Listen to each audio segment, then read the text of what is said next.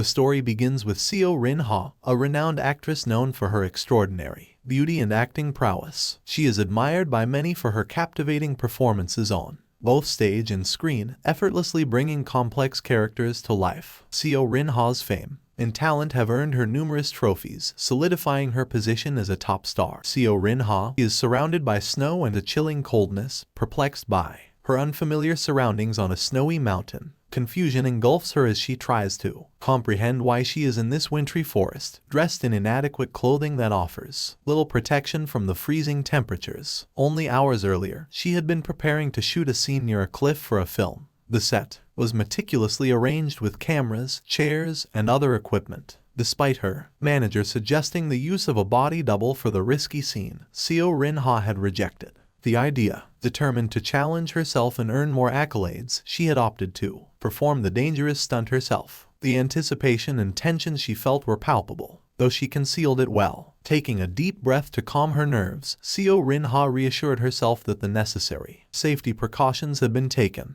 However, in a split second, an unexpected gust of wind disrupted everything. A safety device was unexpectedly dislodged by the powerful wind, causing Seo Rin-ha to lose her balance and plummet off the cliff. In her desperate attempt to grasp onto something, she reached out for her manager's hand, who frantically shouted in vain. But it was too late. Seo Rin-ha's fate seemed sealed as she descended into the unknown depths. To her bewilderment, she finds herself in a forest upon landing, contrary to her expectations of being submerged in the sea after the cliff jump. The absence of trees in her intended landing location perplexes her further. Moreover, despite it being summer, the raw, biting wind penetrates her thin clothes, intensifying her discomfort. Despite the pain she endured, Seo Rin-ha mustered the strength to raise her body and assess her surroundings. As she sat up, she realized that her physical condition was better than she had anticipated. Suddenly, she heard approaching footsteps, growing louder with each passing moment. Reacting swiftly, Seo Rin-ha turned her attention towards the sound, only to be taken aback by what she saw. The noise was not coming from a person but from a monstrous creature, towering like a building. It possessed features reminiscent of both a crocodile and a dragon, with its body covered in split skin. The sharp claws on its hoofed feet lunged menacingly towards Seo Rin-ha, leaving her perplexed and startled. Gasping for breath, Seo Rin-ha instinctively attempted to dodge the creature's attack, but her efforts proved futile. The monster, stronger and faster, swiftly closed the distance between them, leaving her defenseless. However, in a flash of white light, a gust of wind swept through the area. Instead of feeling the searing pain of the monster's claws, she heard the terrifying sound of leather tearing. Opening her eyes in astonishment, Seo Rin-ha was met with the sight of a night sky adorned with 3 gleaming moons. The dark blue expanse was sliced through by a sharp silver division, and it was in this surreal setting that she witnessed the monster being struck down. Grotesque screams echoed through the air as the mysterious man before her, his cloak billowing in the wind, wielded a combination of swords that shimmered under the moonlight, turning the creature into nothing more than a mangled mass of flesh. Seo Rin-ha couldn't help but feel that the man before her wasn't an actor. His presence exuded power, and the defeat of the monstrous creature solidified the fact that this was no act. As he slowly approached her, Seo Rin-ha found herself rendered speechless, overwhelmed by the unbelievable situation she had found herself in. Struggling to lift her trembling body, Seo Rin-ha fought against the shock that gripped her legs. The silver-haired man, inching closer, opened his mouth to speak. However, Seo Rin-ha couldn't comprehend a single word he uttered. The man continued speaking, but his words remained incomprehensible to her. An unsettling feeling began to settle within her. She recalled stories of dimensional shifts, but she never thought they could apply to her. Despite having traveled the world due to her career, the language the man spoke was entirely unfamiliar to her. A shiver ran down Seo Rin-ha's spine. The place and weather were unlike anything she had encountered before, and the existence of the monster and the enigmatic man only deepened her disbelief. Dimensional shift or not, she found it difficult to accept. Moreover, the man's appearance was entirely unique. His white, moon-like skin, grayish hair, and eyes were mysterious and couldn't be replicated with mere cosmetics or contact lenses. Seo Rin-ha contemplated that such occurrences only happened in novels and movies. This confirmed her suspicion that she had indeed entered a different world, causing goosebumps to rise on her forearms and neck. As she pondered her circumstances, the man extended his hand to her. Though he had saved her life, Seo Rin-ha couldn't help but harbor suspicion regarding his intentions. Hesitating momentarily, she eventually decided it was best to listen to him quietly. She reached out her hand to him. To her surprise, the man retrieved a metal ring from his pocket and placed it on Seo Rin-ha's wrist. The slender metal bracelet tightened around her forearm. Perplexed, she looked down at her wrist and exclaimed, "Wow, what is this?" Her words stumbled out in the unfamiliar language. When she looked back up at the man, his expression held a trace of amusement. Seo Rin-ha mimicked his words, gradually understanding the language he spoke. It seemed that the translation device was functioning, allowing her to comprehend his every word. With this revelation, Seo Rin-ha regained her senses. Hearing the man's cold voice, she realized that she had indeed crossed over to another dimension. She wondered if there were tools available to assist with interpretation, given the circumstances. With a mix of confusion and curiosity, she asked, "Where are we? Who am I?" The man's gaze shifted towards Seo Rin-ha, and instead of providing direct answers, he posed a question of his own. "Would you even know where this is?" he asked. Seo Rin-ha couldn't help but admit, "I wouldn't." The man then continued, "And I think you can answer your second question." Seo Rin-ha realized the foolishness of her inquiry, considering the situation at hand. "I suppose so," she replied, acknowledging that she was indeed a human from a different world. The man's calm demeanor and his nonchalant act of fitting the interpreter on her wrist indicated that he was familiar with such dimensional shifts. His composed and indifferent attitude suggested that he had encountered similar situations before. Seo Rin-ha couldn't help but internally complain about the man's attitude. As the man proceeded to clean up the remains of the defeated monster, seemingly forgetting Seo Rin-ha's presence, she realized she had to stick close to him until she could ensure her safety. Approaching him with a gentle demeanor, she wore an actress's smile that he couldn't refuse. "So, are you a knight or someone who fights monsters here?" she asked, trying to gather more information and understand her new surroundings. The man let out a chilling giggle, further dropping the ambient temperature. Seo Rin-ha couldn't help but find his laughter unsettling. As an avid reader of romance fantasy novels, she began to associate the man's characteristics with those of a northern duke. A cold expression devoid of friendliness, a chilling appearance, combat skills capable of dispatching monsters with a single blow, and a general rudeness towards people of all backgrounds. These were the typical traits of a male character in the genre she loved. To her astonishment, the man revealed himself as Kalcion Lenbird, the leader of the Lenbird family, the Master of the North, and the Duke of the Ark. Seo Rin-ha marveled at how accurate her intuition had been. She introduced herself as Selena, choosing to use a different name to avoid standing out too much and potential pronunciation difficulties. With a smile, Selena extended her hand, treating their meeting as she would with someone new. Uncertain of the etiquette in this new world, she contemplated whether she should show extra politeness as he was a duke. However, before she could decide, Kalcion took her hand and placed a brief kiss on it. Selena was taken aback, her mouth frozen in surprise. Although this gesture was common in the world she came from, it was unexpected from someone like the Northern Duke, who seemed more adept at cutting things than engaging in formalities. The greeting was short and perfunctory, just a formality. Kalcion raised his head and smiled curiously, causing Selena to blush at the unexpected display from the typically cold Duke. She realized that she might still be a bit lightheaded from the previous events. The greeting she offered was intended as a handshake, as she would do at awards ceremonies or similar events. It seemed that even greetings differed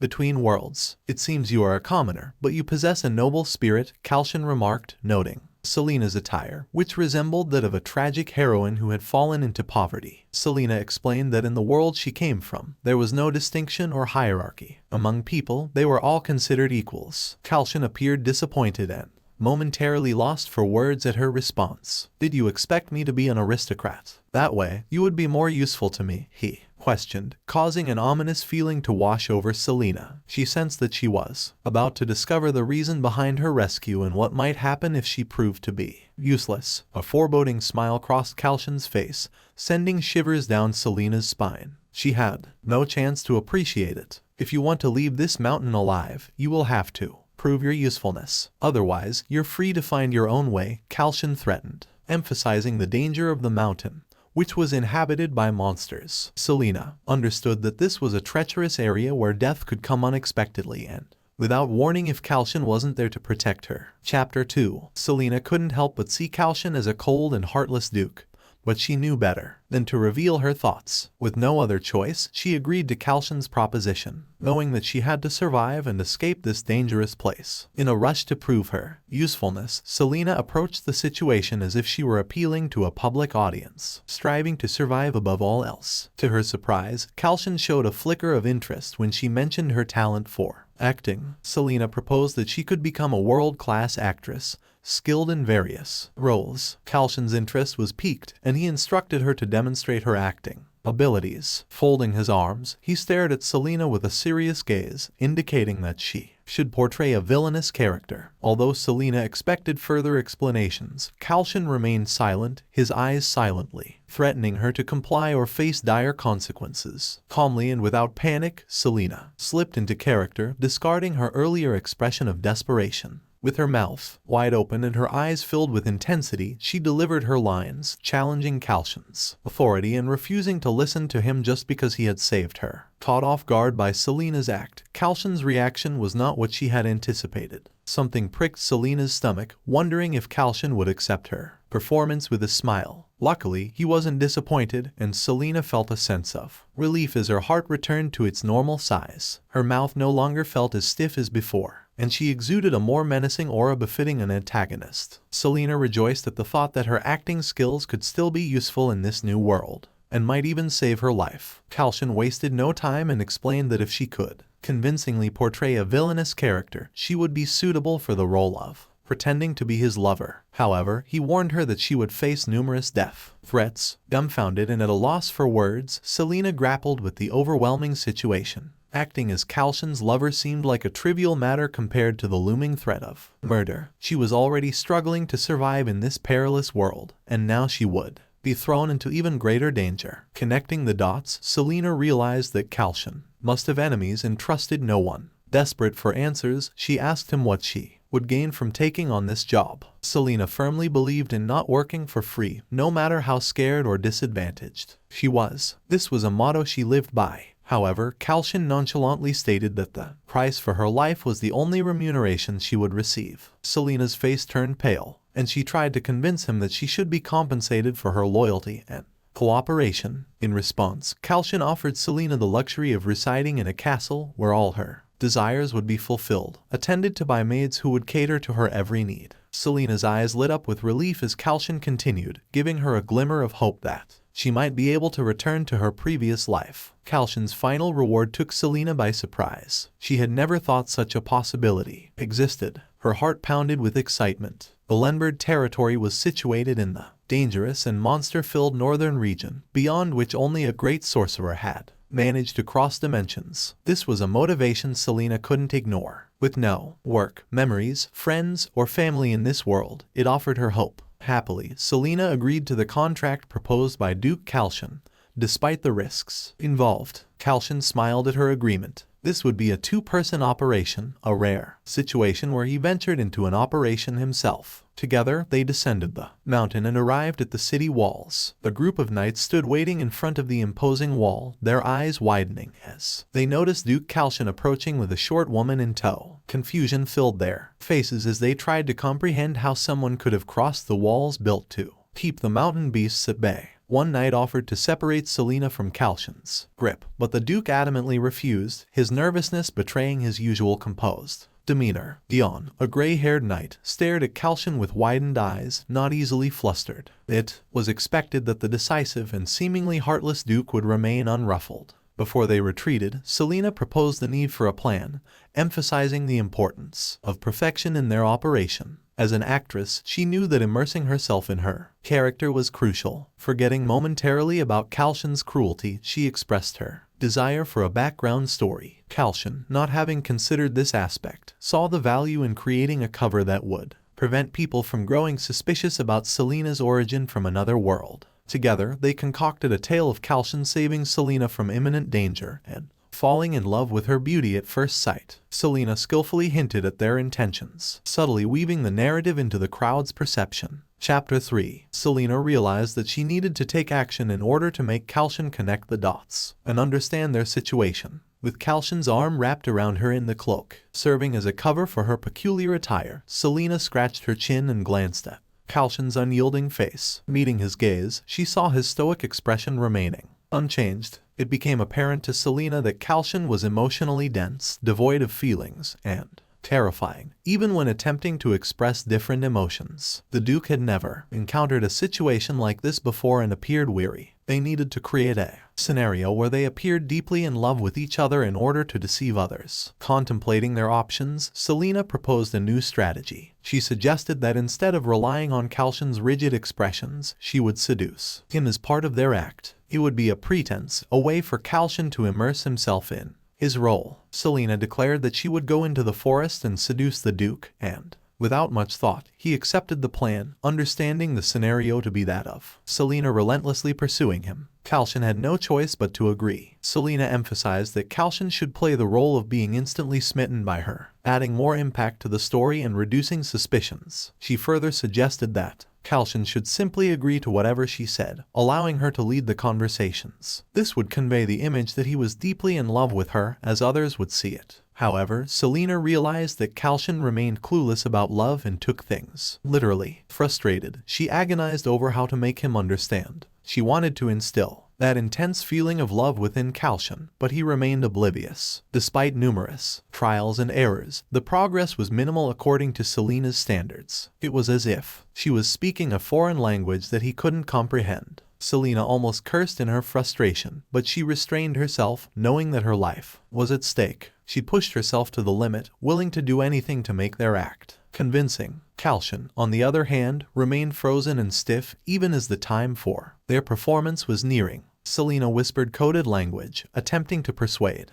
Kalcion, but the knights noticed and found it rude. Before the situation escalated further, Kalcion interrupted and prepared himself for the upcoming act. Selena could only hope for the best as they moved forward, knowing that their special training would soon be put to the test. Chapter 4. Kalcion finally managed to utter the words, "I'll carry her." Duke Kalcion, who had always felt uncomfortable sitting face to face with a woman, found himself in a different situation today. Gion, one of the knights, had never witnessed the Duke's possessiveness before, and Selena praised Kalcion for this small achievement. The gossip began to spread among the other knights, but Kalcion remained silent. Despite the terrible acting, it seemed to have worked. However, there were still many tasks ahead for Kalcion. Selena's admiration for the castle she would be living in prompted her to suggest that they continue their planned discussion. She questioned why she had to act as a villainous character, and Kalcion explained the story of his previous fiancée, who was known to be a tyrant. Selena apologized for touching on a sensitive topic, but Kalcion responded indifferently. He was angered by the audacity of someone assassinating his ex-fiancée in his own castle. Their engagement had been a political arrangement, devoid of love, solely to safeguard the gold mines in his territory. Unfortunately, she died, leaving behind a young and wealthy northern duke. It seemed that there were people lurking in the shadows with other plans, leading to her assassination. The investigation concluded it as suicide, but Kalcion knew the wounds were disguised as such. Despite this, the Baroness's father remained silent and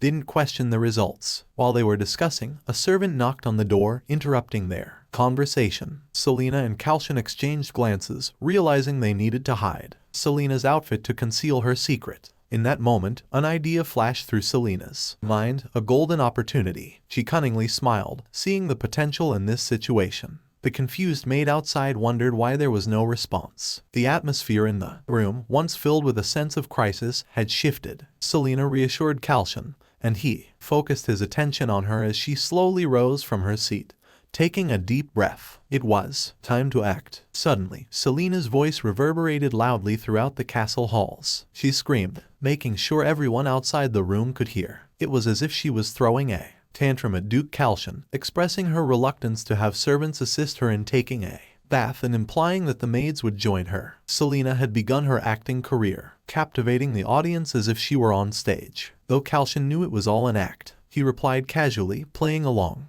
The servants outside the door were embarrassed but faithfully followed Kalcion's orders. Selena could hear them scurrying away. Once the sound of footsteps faded, Selena asked Kalcion where the bathroom was so that she could take a bath alone. As Selena entered the bathroom and opened the door, she was amazed by its grandeur and spaciousness. She changed into a bathrobe to prepare for her bath. Selena then asked Kalcion to rip her old clothes, ensuring that all evidence was completely eradicated. As Kalcion turned around and caught sight of Selena in her bathrobe, she understood that he wasn't looking at her body romantically. Nonetheless, she found his bashfulness endearing. The garment ripped with a sound, and in an instant, Kalcion's eyes grew fierce, as if targeting a beast. He instructed Selena to keep quiet and turned his gaze towards the door connected to the corridor. Nervously, Selena followed his lead, sensing that there might be a spy. Though Selena hadn't heard anything, she had no choice but to trust Kalcion. His presence reassured her as he appeared unconcerned. Curious, Selena asked Kalcion what he usually did with spies. Kalcion responded indifferently, saying he usually killed them.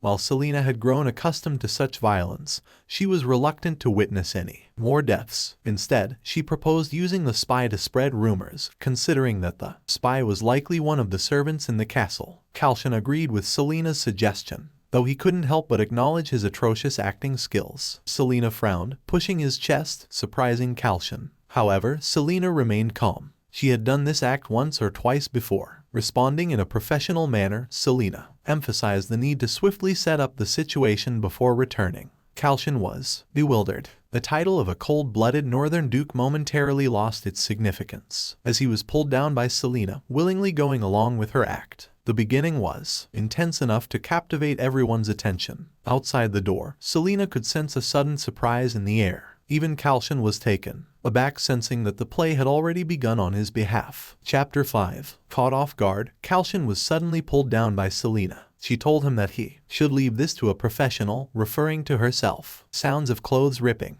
accompanied by screaming, gasping, and moaning filled the room, creating a peculiar atmosphere. The awkward sounds continued for a while, intensifying and capturing everyone's attention. Selena's performance was overwhelming. She skillfully shouted words of pleasure while Kalcion hastily tore the clothes without a second thought. After such an embarrassing act, Kalcion could only feel ashamed and nervously swallow. To outsiders, it would sound like a charming woman grumbling and a violent duke silently coveting her body. It was Selena's solo stage act. They quickly wrapped up everything and decided to call the maids. The maid who opened the door was startled by the scene inside the room. It was simply unbelievable to others that such a stern and rigid person would actually bring a woman and openly engage in sensual activities. Duke Kalcion's out-of-character actions quickly spread throughout the mansion. Despite the maid's efforts to act normal, it was clear that something unusual had happened. Kalcion retreated to his study room while Selena went into the bathroom. Kalcion felt incredibly embarrassed, trying to act as if nothing had occurred. It took some time for Selena to dry her hair, apply perfume, and fix her nails. When Selena emerged, dressed stunningly and adorned with jewelry, the maid's eyes sparkled with pride.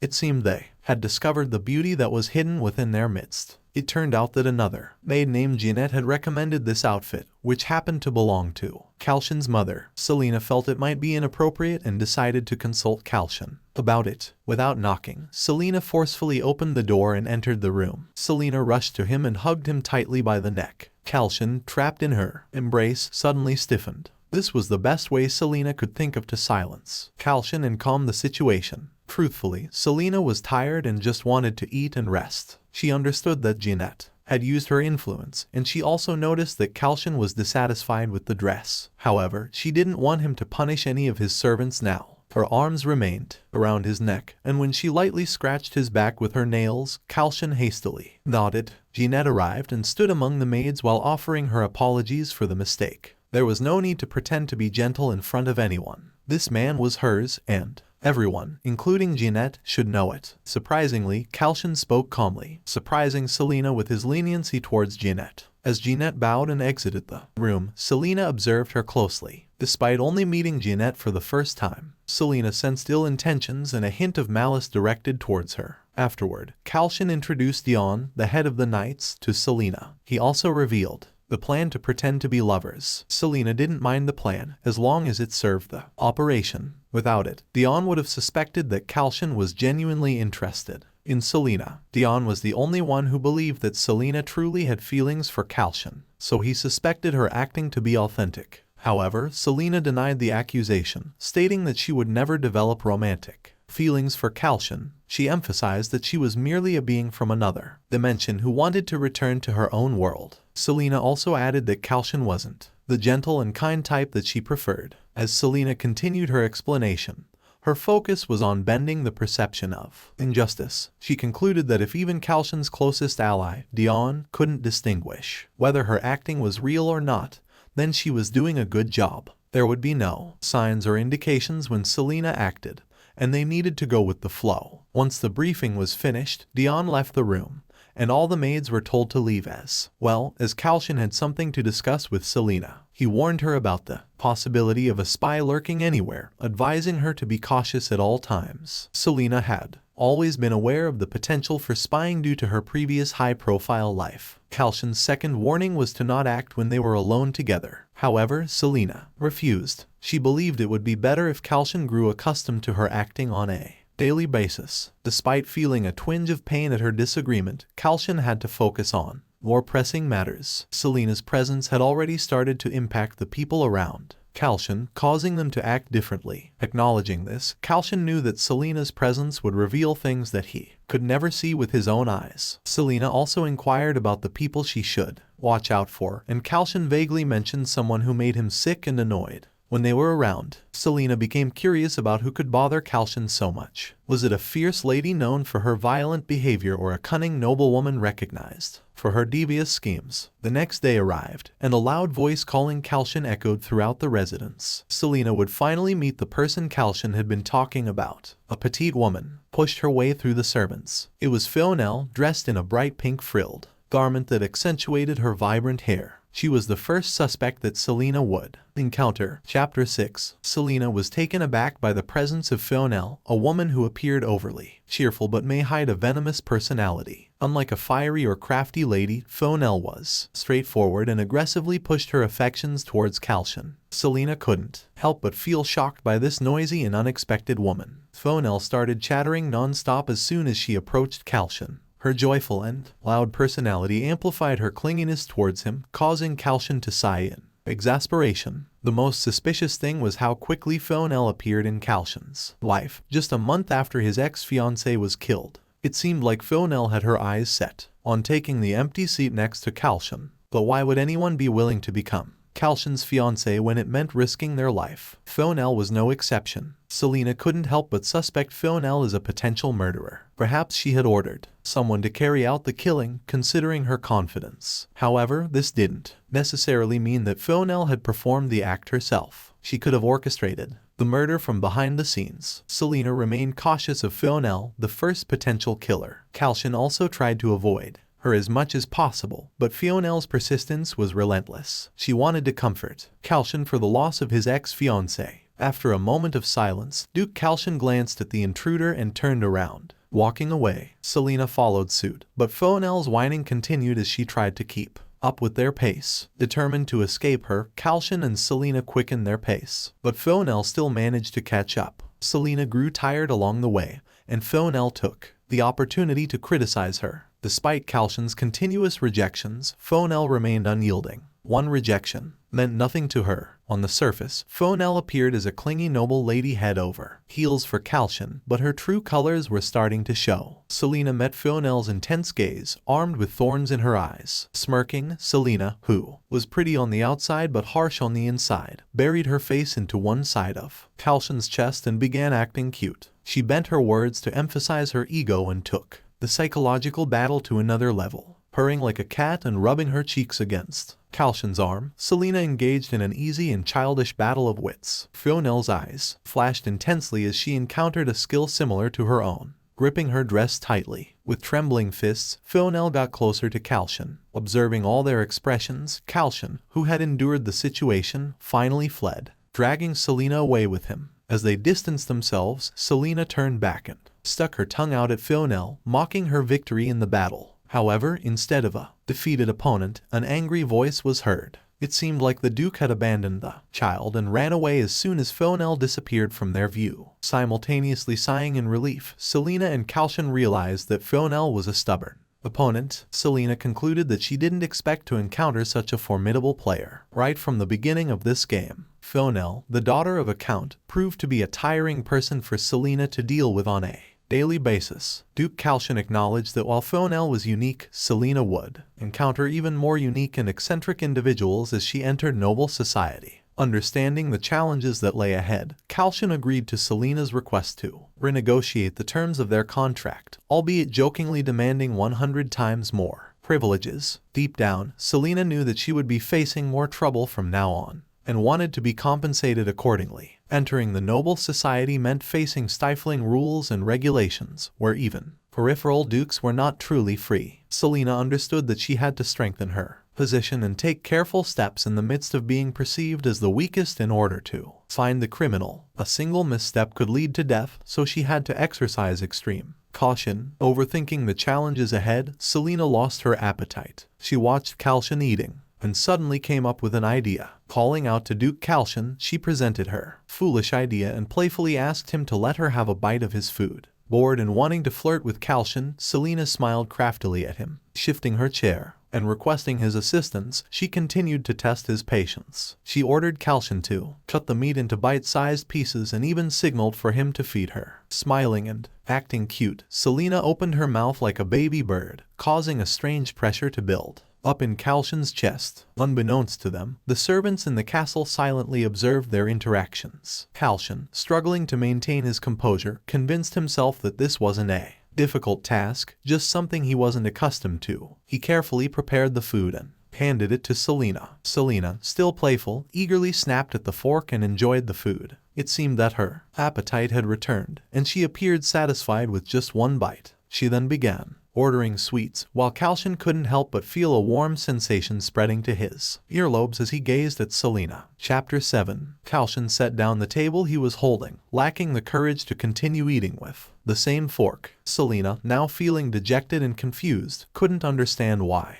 Kalcion hastily fled to his office. She contemplated following him, but sensing that he desired solitude, she refrained from doing so. Both Selena and Kalcion knew no more about the assassination than the other, so Selena decided to focus on teaching emotions to Kalcion. Suddenly, an idea struck her, and she asked a maid about Kalcion's whereabouts. Kalcion, already dressed in different clothes, heard a knock on the window. To his surprise, Selena stood outside, holding a bouquet of flowers. Selena smiled, thinking of it as a cliched gesture consistent with her unpredictable nature. Kalcion sighed and allowed Selena to enter the room. Selena jumped, expecting Kalcion to catch her, but their actions were not synchronized for a cliched affectionate scene. Selena landed by herself while Kalcion still had his arms wide open. It was awkward and amusing for both of them. Selena tried to brush it off, claiming she was a capable woman worth falling for. Kalcion stated that falling in love was not part of their contract, but Selena reasoned that she was merely trying to teach Kalcion how to act in love. Selena realized that joking wouldn't work on Kalcion. Although he nagged, he still accepted her bouquet of flowers as a gift. Kalcion also conceded that Selena always had the last say in their arguments. Feeling bored once again, Selena expressed her desire to stay in the room. It was understandable, considering that having fun in her original world was on another level. After sighing briefly, Kalcion permitted Selena to remain in the room and return to his desk. The sound of rustling documents and scribbling filled the room. Selena decided to keep quiet upon noticing Kalcion's annoyed expression. She laid herself on the sofa and engaged in a subtle conversation with Kalcion. It had been a tiring day for her, but at least her efforts were being recognized and praised. The warm afternoon sun and comfortable sofa contributed to the peaceful atmosphere, which continued until the sun set. As Selena opened her eyes, she was greeted by darkness. Nighttime had arrived. She stretched and rose from the sofa, only to find the office empty. Kalcion was nowhere to be found. Curious, Selena decided to explore the training grounds to exercise. She stepped outside and approached a maid to inquire about Kalcion's whereabouts. However, the maid ignored her and instead scrutinized her from top to bottom. Eventually, the maid indifferently provided a response, mentioning that Kalcion was at the training ground. Selena found this behavior rude and decided to teach the maid a lesson. She gave the maid a menacing look to intimidate her a bit and asked again. Fearfully, the maid offered more specific directions. Afterward, Selena realized that this mistreatment might have also happened to Errol, Kalcion's deceased fiancé. It seemed that people around Duke Kalcion had little respect for his loved ones. Selena made a mental note to address this issue later on, but for now, she focused on finding Kalcion at the training grounds. As soon as Selena admitted being lost, she halted her steps, afraid that continuing might worsen her situation. Suddenly, she heard a rustling sound emanating from somewhere nearby. Startled, she exclaimed as a figure jumped out from the bushes. It was Infernal, a short woman whose dress was in tatters and covered with leaves. Infernal, too, seemed surprised to encounter Selena out of nowhere. Initially mistaking Infernal for an assassin, Selena breathed a sigh of relief upon realizing her mistake. Infernal addressed Selena informally, and undeterred, Selena chuckled at Infernal's disheveled appearance, suggesting that seeing her in such a state might turn Kalcion off. It became evident that Infernal had been wandering aimlessly, unlike Selena, who had intended to exercise. However, Infernal appeared determined to find Kalcion. Selena engaged in a verbal battle with her, exchanging barbs and warnings. In the midst of their trivial skirmish, Selena momentarily forgot that Infernal was one of the suspects implicated in the murder of Kalcion's ex-fiancé. As she continued to provoke Infernal refused to back down and began ridiculing Selena, emphasizing her commoner status. Though it felt like a petty fight, victory seemed important. Infernal clenched her teeth and gave Selena a warning look, indicating her determination. Selena momentarily forgot that Infernal was a potential killer amidst their banter. Furious, Infernal breathed heavily and called out Selena's name. Infernal questioned whether Selena was wealthy or had a powerful backer, speaking in a cold voice that surpassed the chill of the wind around them. Infernal warned Selena that if she continued acting arrogantly, she would meet her demise. In a subdued tone, Infernal made it clear that she was serious this time, offering a threat that transcended their previous trivial squabbles. Selena swallowed a dry lump in her throat. She knew she had to respond, but the words eluded her. Alone with Infernal, and with the possibility of Infernal being the true culprit, Selena found herself in a precarious situation. Chapter 8. Infernal continued her menacing tone, attempting to intimidate Selena into giving up on Kalcion. As Infernal's threats persisted, Selena's fear grew. They were in the middle of the garden, with no one else around except the two of them. Selena possessed the capability to defend herself with her bare hands, but the thought of Infernal concealing a knife or the presence of an associated assassin lurking nearby unsettled her. Despite Infernal's apparent weakness, the situation could change dramatically if she revealed her true colors. Selena understood the gravity of the risk she was taking. Realizing that her life was in danger, she contemplated the possibility of losing her life so abruptly without even realizing it. Infernal, the primary suspect in the murder of Kalcion's ex-fiancé, now posed a serious threat to Selena's life. Her demeanor had shifted from cheerful to serious, creating a sense of unease in Selena, who found herself alone with Infernal in the vast castle garden. The threat Infernal posed was different from their previous confrontations, extending beyond mere verbal clashes. It was a chilling prediction that Selena could meet the same fate as those who had already perished. As Selena stood in the midst of the garden, she realized the difficulty of escaping if Infernal were indeed the murderer. Lost and unfamiliar with the surroundings, Selena knew she was physically stronger than Infernal, thanks to her workouts and larger build. However, she remained wary of external factors. Infernal could be concealing a knife or have someone waiting to ambush her on command. Selena couldn't fathom having to flee from Infernal, given her seemingly innocent nature towards Kalcion. Recalling the spy incident in the bathroom, Selena understood that anyone could be anywhere in this place. She mentally prepared herself for the worst-case scenario, having to run for her life while defending against possible attacks not only from Infernal, but also from hidden adversaries. If she managed to escape, Infernal wouldn't be able to pursue her. Just as Selena had resolved to take action, footsteps approached from behind, startling her. She turned to face the source of the sound and found Kalcion standing there. His arrival in the nick of time brought a wave of relief over Selena, allowing her to escape the tense situation. Seizing the opportunity amidst the crisis, Selena exclaimed in gratitude and swiftly ran into Kalcion's awaiting arms. Selena, feeling a mix of relief and frustration, began scolding Kalcion intimately for leaving her alone and causing her such fear. Uncertain of whether she was genuinely acting or not, Selena clung to Kalcion, seeking comfort and support. However, Kalcion didn't actively embrace her or push her away. Instead, he shifted his gaze towards Infernal. Raising an eyebrow, Kalcion directed his attention to Infernal and inquired about the situation. Infernal grew nervous under his cold gaze and avoided eye contact. Meanwhile, Selena, still sticking to Kalcion like glue, tried to calm herself with his presence. She found solace in his familiar scent and sighed in relief, grateful to have someone reliable by her side. Once Selena had regained her composure, she formulated a plan for counter-attacking. Clearing her throat, she adjusted her voice, preparing to play her mischievous revenge on infernal. This time, Selena adopted a cute and playful demeanor, deliberately distorting her pronunciation. She claimed that infernal had threatened her, provoking a shrill response from infernal, who immediately returned to her lovable and cutesy act, seemingly trying to outshine Selena. Their exchange became a battle of wits, each trying to outdo the other, and it continued for a while until they both grew exhausted. In the midst of their childish quarrel, Duke Kalcion had become exasperated and was rendered helpless, his ears practically bleeding from the cringe-worthy and annoying voices. Selena, realizing that she had no choice but to resort to her ultimate move to make persistent infernal admit defeat, gestured to Kalcion, signaling her plan. As Kalcion listened to the ongoing drama, he had no idea what Selena was trying to do. Suddenly, Selena seized Kalcion by the neck and wrapped her arms around it, declaring it her trump card. With Kalcion on her side, she planned to make infernal jealous by engaging in intimate acts with him, right in infernal's sight but out of her reach. Kalcion, understanding Selena's intentions, played along and carried her in his arms. Jealousy filled infernal's eyes,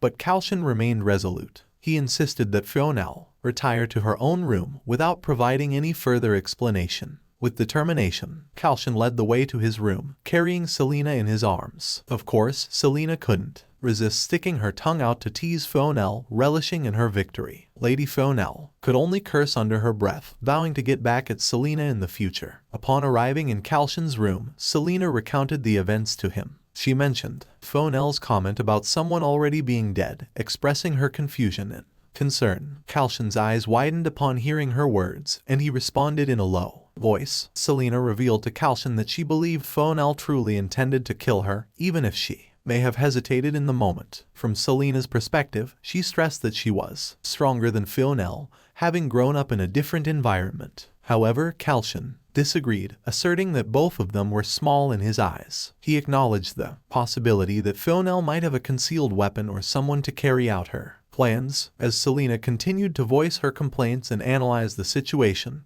Kalcion listened attentively. He recognized the need to prepare for similar incidents in the future, ensuring their readiness as much as possible. Out of nowhere, Kalcion praised Selena for her performance. Selena fell into an awkward silence, as it was rare for Kalcion to express warm approval towards anyone. But she quickly regained her composure, realizing that expecting comfort from the dense Duke would be futile. She offered a bitter smile and reminded Kalcion to ensure she was adequately compensated. Kalcion agreed, recognizing the importance of having Selena by his side to deceive his enemies and set traps. With their conversation coming to an end, Selena bid farewell to Kalcion but suddenly remembered something. Curious, Kalcion asked if there was anything else she wanted to say. Selena explained that it would be suspicious if she were to leave Kalcion's room immediately after their pretense of being lovers. To maintain the illusion, Selena suggested that they sleep together. Their eyes met awkwardly, and Kalcion hesitated, unsure about allowing a woman to sleep alone with him. Chapter 9. Selena entered the Duke's bedroom, expressing her fear of infernal and her reluctance to sleep in her own room, as it would raise suspicions if infernal found out. They both froze for a moment, contemplating the situation, until they were interrupted by the arrival of the servants who understood the predicament. Selena was prepared to go to sleep, knowing that minimal preparation was required based on her experiences in her original world. However, the servants attended to her, insisting on helping her bathe and providing her with clothes. Selena grew exasperated, as the servants seemed to be exaggerating and misunderstood the situation. To her dismay, the maids presented Selena with a see-through evening dress meant for seduction. Despite Selena's refusal, the maids persistently tried to persuade her to wear it, mistakenly assuming that Kalcion and Selena would be sleeping together in a romantic manner, given their supposed status as lovers. Some of the maids were nosy and continued to pry and gossip with Selena during their conversation. Selena could only force a bitter smile, realizing that she couldn't reveal the truth about her pretense of being in a relationship with Kalcion. It became a headache for her to justify herself to the maids, who seemed to exaggerate her words even further. Exhausted from her attempts, Selena gave up and decided it might be better for the maids to have their own exaggerated beliefs, as it would draw less suspicion toward her origins. Instead, she changed her approach and suggested that it shouldn't be the first time for Duke Kalcion to sleep with a woman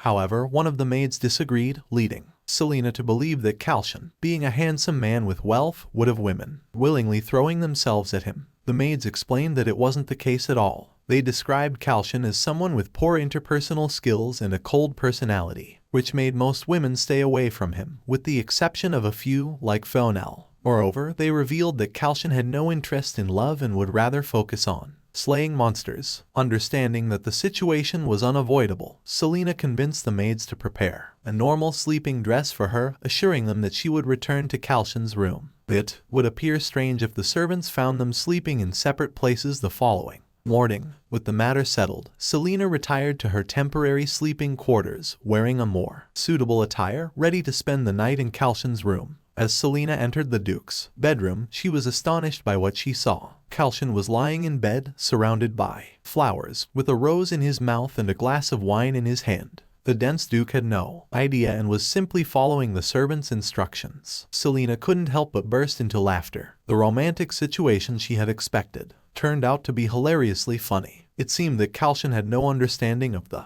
other meaning behind sleeping together. Selena wondered if he even knew about it, considering his innocent demeanor. To confirm her suspicions, she asked Kalcion directly, which only made the situation even more comical. Kalcion ordered Selena to sleep instead of dwelling on such thoughts. Reluctantly, Selena started preparing herself to lie down in the bed. However, she found it difficult to fall asleep due to her nervousness. She also worried that Kalcion might have trouble sleeping with someone next to him. Trying to ease the tension, Selena struck up a conversation with Kalcion, asking how he usually slept. She was positioned on the right side of the bed. She continued pestering him until he grew annoyed and told her to sleep. Selena obediently lay back, knowing that Kalcion must be tired from carrying her and dealing with her all day. However, she found it hard to fall asleep, and her nerves got the better of her. She asked Kalcion if she could use an extra pillow, explaining that she liked hugging one while sleeping. This time, Kalcion responded and shared his observations. Selena explained that while she was used to adjusting and sleeping in various shooting environments as a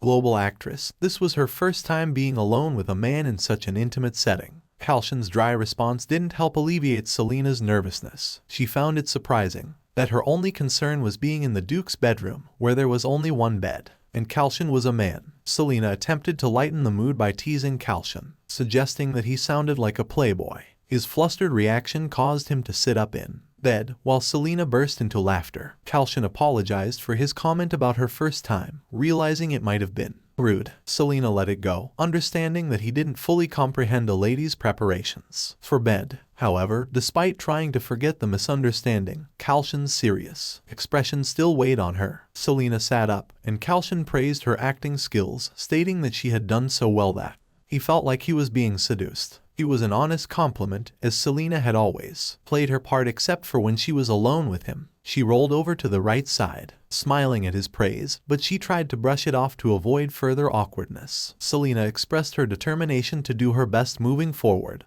and the atmosphere in the room became lighter. Before she could fully succumb to sleep, there was a moment of silence, followed by Selena's deep exhale as she drifted off. Kalcion rolled up the blanket and went to sleep as well. In the early hours of the morning, Selena groggily woke up. She had only wanted to wish Kalcion a good morning before going back to sleep. To her surprise, she felt an unfamiliar sensation against her skin. As she opened her eyes, she realized that instead of hugging a pillow, she was holding onto Kalcion. Her heart raced, and she quickly glanced at the sight that she should have never seen. Her habit of hugging a pillow had unwittingly changed to hugging Kalcion himself. Selena found herself holding the body of Duke Kalcion instead of the pillow, despite her initial anxiousness. The sensation felt strangely comforting, but she quickly snapped out of it and tried to free herself from his grasp, as if he were a lock. However, her attempts were futile as she met Kalcion's gaze. His eyes locked onto her. Instantly, heat rushed to Selena's face, coloring her cheeks crimson. Realizing her plan had failed, Selena hurriedly rolled over in the opposite direction, attempting to hide her embarrassment. But there was no use in pretending to sleep again,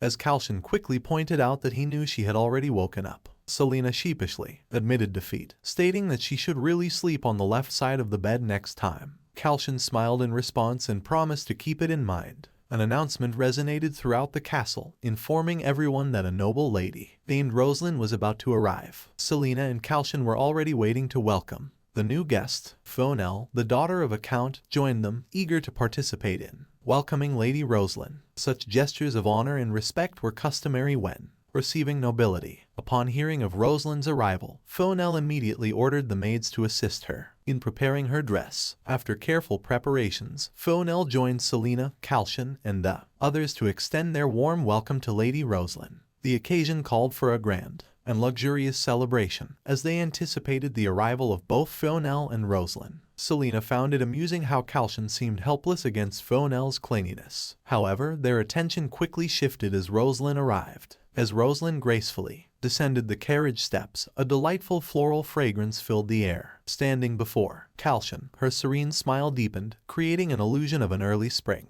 Yet, Selena couldn't help but feel a chill in the air, sensing the tension between Rosalind and Fonel. Rosalind greeted Kalcion with poise, and he reciprocated the greeting. Meanwhile, Fonel and Selena stood by his side, observing the interaction. Rosalind's gaze never wavered from Kalcion, and it was evident that Fonel's presence didn't go unnoticed. Fonel, filled with animosity, glared at Rosalind, while Rosalind returned the favor. Her smile masked a subtle hostility. Their exchange seemed reminiscent of encountering an old friend, but each word from Rosalind felt like a searing blade, laced with hidden meaning. Selena, understanding the veiled insults in their conversation, couldn't help but feel a sense of trepidation. She realized there was much to learn about the intricacies of noble conversation, especially the art of sarcasm, in which Fonel seemed proficient. Fonel, known for her fierce spirit, usually wouldn't back down from such confrontations, but this time she seemed to hold back for some unknown reason. Meanwhile, Rosalind appeared to take pleasure in the exchange, as she casually revealed her true motive for being there. Feigning concern for Fonel, Fonel scoffed, turning her head dismissively. As the conversation continued, Lady Rosalind and Lady Fonel traded insults in a subtle and indirect manner, fueling their escalating dispute. Rosalind presented herself as the complete opposite of Fonel, leading them deeper into the argument. However, throughout their exchange, Rosalind never spared a glance towards Selena, as if she didn't want to bother acknowledging her presence. It was clear to Selena that Rosalind intentionally ignored her, treating her as someone beneath her notice. Fonel's expressions were always transparent and easy to read, but this time it was different. Selena observed Fonel closely and noticed the complexity of emotions playing on her face. It was evident that Rosalind held a higher status than Fonel, which made the situation even more challenging to decipher. However, for Selena, it wasn't as difficult. She looked up, gripping Kalcion's arm tightly, and directed her question to him, wanting to shield him from further inquiries. Kalcion's introduction did little to help the situation, so Selena took the lead and introduced herself, hoping to redirect the attention away from Kalcion. Rosalind's gaze naturally shifted to Selena, and she inquired about Selena's noble lineage. Selena boldly replied that it didn't matter, showing her defiance. Rosalind's reaction was tepid, though she maintained her smile, but her subsequent question was directed at Kalcion. Rosalind essentially insinuated that Selena was insignificant, not worth choosing. Kalcion tried to respond, but he was not adept at making excuses. Rosalind continued to ridicule Selena with her eloquent words, further belittling her. Selena frowned at being compared to a hunting dog by Rosalind, and she felt the need to fight back. With a slight upward curl of her lips, Selena responded, countering Rosalind's words while maintaining a sweet smile. Selena was determined to best Rosalind in this verbal game, asserting that she only needed to be beautiful while being with Kalcion. Rosalind's snarl betrayed her annoyance, though she quickly concealed it with a smile. She shifted her attention to Kalcion and requested breakfast. While Kalcion agreed, Rosalind had something else in mind. She pointed at Selena, indicating that she wanted to have a meal with her. Selena had no reason to refuse, and it felt as if she was attending a nobleman's party. Fonel seized the opportunity to be alone with Kalcion, acting friendly towards him. As Kalcion left with Fonel, the scene was left with Selena and Rosalind. Fonel, visibly irritated, walked through the corridor, shedding flowers from her hair. Selena found it amusing. Now that they were alone, Selena wondered how Rosalind would behave. She anticipated a soft and unknown gentle voice. However, before Selena could contemplate further, she was caught off guard. Rosalind suddenly kicked Selena, disregarding her own nobility. Selena's back collided with a pillar in the corridor, pushed by Rosalind's force. The impact reverberated through her entire body, and before Selena could utter a complete sentence, Rosalind's hand struck the wall beside her head. The honorifics involuntarily slipped out of Selena's mouth. Had it been Selena's head instead of the wall, there would have been a gaping hole in her skull by now. Rosalind questioned Selena, criticizing her for the unseemly look on her face. It was a striking blend of beauty and viciousness, with Rosalind's eyes and expression radiating an unsettling aura. Chaos ensued in Selena's mind as she tried to comprehend the situation. Rosalind repeated her question, inquiring about the cost for Selena to leave Duke Kalcion. Her implication was clear: Selena was only with Kalcion for his wealth, and Rosalind believed she could buy Selena off. The shift in Rosalind's tone and attitude left Selena wondering if there was a hidden switch that triggered such changes. Selena retorted, asserting that she wasn't after Kalcion's wealth. Nevertheless, Rosalind persisted, asserting that Selena would still be benefiting financially from Kalcion. She challenged Selena to name her price, insinuating that even the largest sum in Selena's world would be inconsequential in theirs. Rosalind found it hard to believe Selena's claims. In this world, countless young ladies coveted the position of Duchess of Lenberg and the riches that came with being the Duke's partner. Selena played along with Rosalind's attitude, raising her chin haughtily. In truth, Selena didn't know how money was counted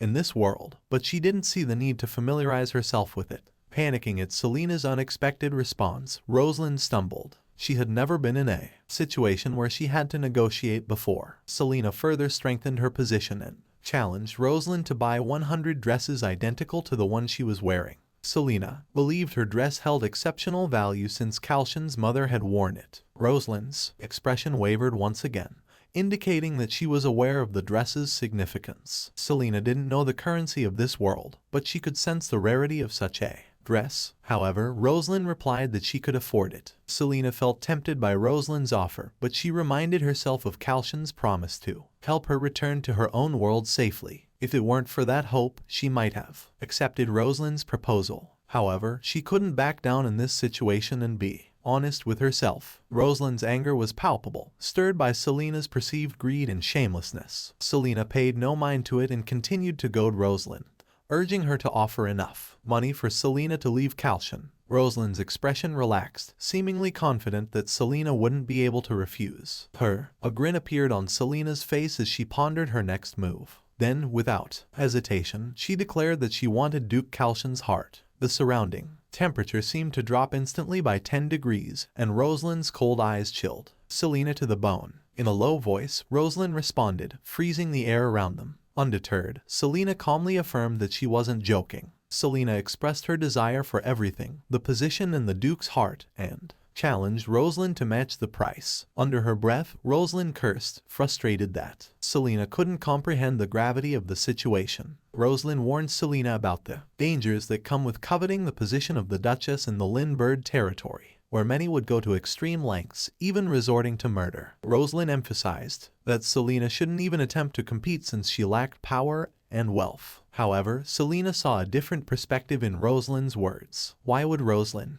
discourage Selena from competing while harboring her own desire for the position? Selena's expression hardened. This was the second time she had received a death threat. She suspected that neither of them was using empty words for intimidation. Selena had a hunch that Rosalind believed herself to be safe from assassination, either due to her own power or because she could be the murderer herself. Rosalind didn't seem to be targeting Kalcion in the end, which made her one of the prime suspects in the murder of Ariel, Kalcion's previous fiancé. Selena composed herself and responded that neither identity nor wealth mattered in such encounters for her. She turned the question back to Rosalind, questioning why she would still desire the Duchess position when she already had everything. Rosalind, however, insisted that there was something else she needed but didn't provide any further explanation. With a cold stare, Rosalind left Selena, releasing a heavy sigh. Selena's mind spun, unable to see through Rosalind's true motives. While Fonel's intentions seemed clear, to be with Kalcion because she genuinely liked him, Rosalind was an enigma. Selena couldn't decipher her true intentions, even though she was lingering around Kalcion. Selena was unable to grasp Rosalind's goals, but it was clear that her motives remained invisible. As time passed, evening arrived, and dinner was served as scheduled.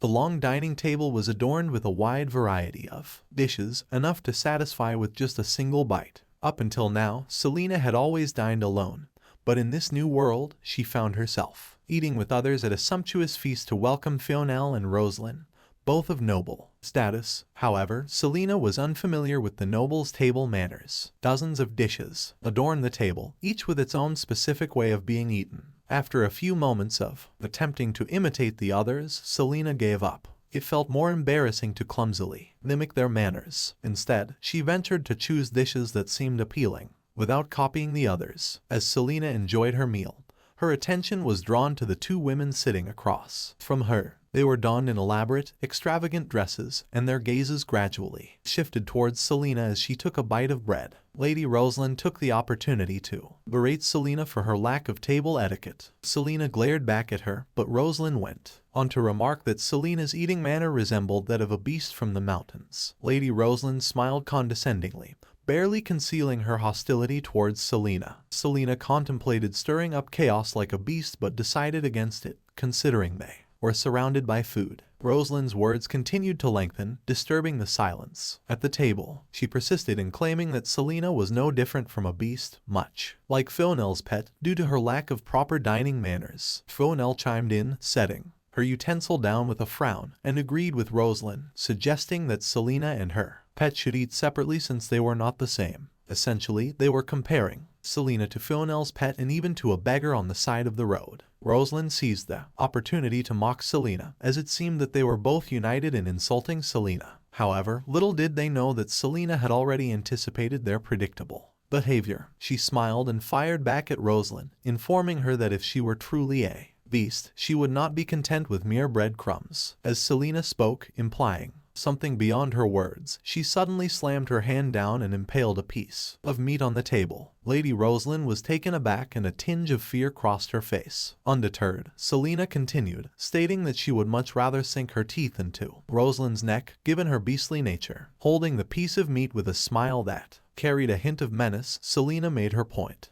In that moment, had they truly been beasts, Selena and Rosalind may have lunged at each other, tearing one another apart. But this confrontation remained restrained, confined to their words and gestures at the table. Afterwards, Selena shifted her gaze towards the terrified Fionel and reassured her not to worry. She remarked that Fionel, being small and skinny, had nothing to fear as there was nothing substantial for Selena to eat. Selena continued to eat in her somewhat barbaric manner, showing no concern for the judgment of others. Inside, she chuckled at Fionel's genuine fear, finding it rather cute. Fionel, fierce but not highly combative, quietly curled up and rolled her eyes, realizing that this was not a place for herbivores. Like her, Lady Rosalind managed to regain her composure and resumed comparing Selena to a wild beast, this time focusing on Selena's physical appearance. However, Selena was not one to be underestimated. She immediately fought back, asserting herself. Although Fionel was a strong herbivore capable of defending herself even against wild beasts with her horns, she saw no need to intervene in the battle between these two wild beasts. Rosalind subtly hinted at the disbelief surrounding Kalcion's decision to choose Selena. Selena had initially thought that she could provoke Rosalind into acting less noble-like, but she soon realized she was mistaken.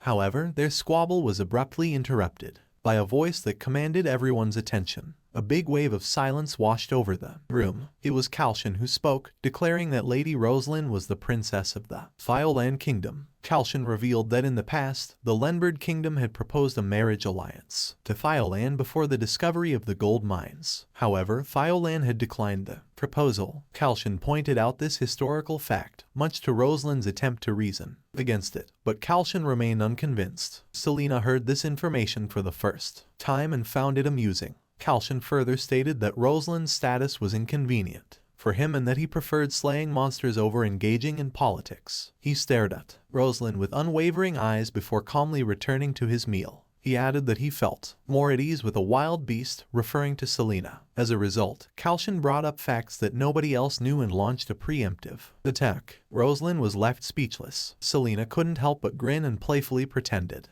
to be tactless, stating that she was compatible with Kalcion. She humorously claimed that an alliance had formed between the two of them to defeat Rosalind. However, her joke received no laughter except from Kalcion, who chuckled in amusement. Kalcion concluded by stating that he had no intentions of developing a closer relationship with Fiolan. Rosalind frowned, her momentum dampened, realizing that there was nothing else she could do to win. She swiftly changed the topic, bringing up her true purpose for coming there. She signaled to her servants, who were waiting, and they entered the room carrying a box filled with letters from nobles in the capital. Selena couldn't help but notice the displeasure on Kalcion's face. As the Lord of Lenberd territory, Kalcion had no choice but to handle these bureaucratic matters. Rosalind's white flag of defeat was, of course, a disguise to exact revenge on Kalcion through paperwork. Selena couldn't help but be amazed by the sheer number of letters presented before them. As time passed by, it grew late into the night. Kalcion had finished his work with the letters and was now seated on the sofa in front of the fireplace, engrossed in examining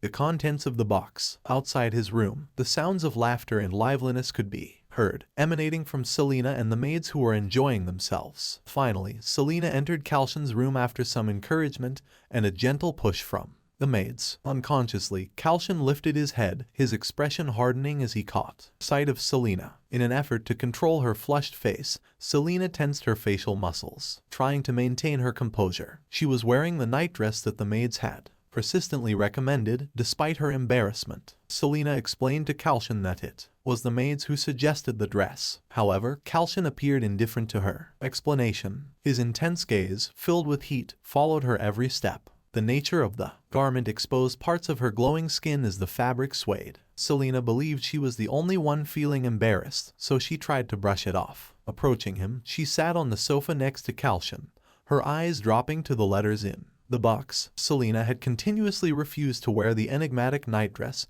but had no choice, fearing that the maids would become suspicious. As she turned her head towards Kalcion, she witnessed an unexpected sight, a different side of Kalcion that she had never seen before. To her surprise and embarrassment, Selena noticed Kalcion's slightly reddish earlobes. It seemed that he, too, was affected by the situation. This revelation caught Selena off guard, leaving her both embarrassed and intrigued by Kalcion's unexpected reaction. Selena starts to get nervous and starts to sweat unbearably, sensing the sensual attraction building up between them as Kalcion starts to avoid glancing at her body. Selena starts to feel as if it isn't the same Kalcion whom she knew in the beginning, as this way to explode is quite unfamiliar to the characteristics of Kalcion, who doesn't even glance at a woman with care and attraction. The situation gets deeper as time passes and both of them continue to sweat while sitting on the same couch beside each other. Kalcion keeps on trying his best to hide his face inside the letters that he was checking into. Selena felt the awkwardness between them building up, feeling the urge to change the subject so she can feel comfortable in the room once again. So she decides to start a conversation in the most frantic way possible at the moment. Without gazing at Kalcion, she started asking why Kalcion came forward today, as he once struggled against infernal, but he acted very hard when it came to the matter of Rosalind. Not only that, but also, he backed up Selena in the last conversation they had at the dinner table, which was notable for everyone sitting at the table. Kalcion possibly thought that Rosalind is someone who is the easiest to deal with, even though it could be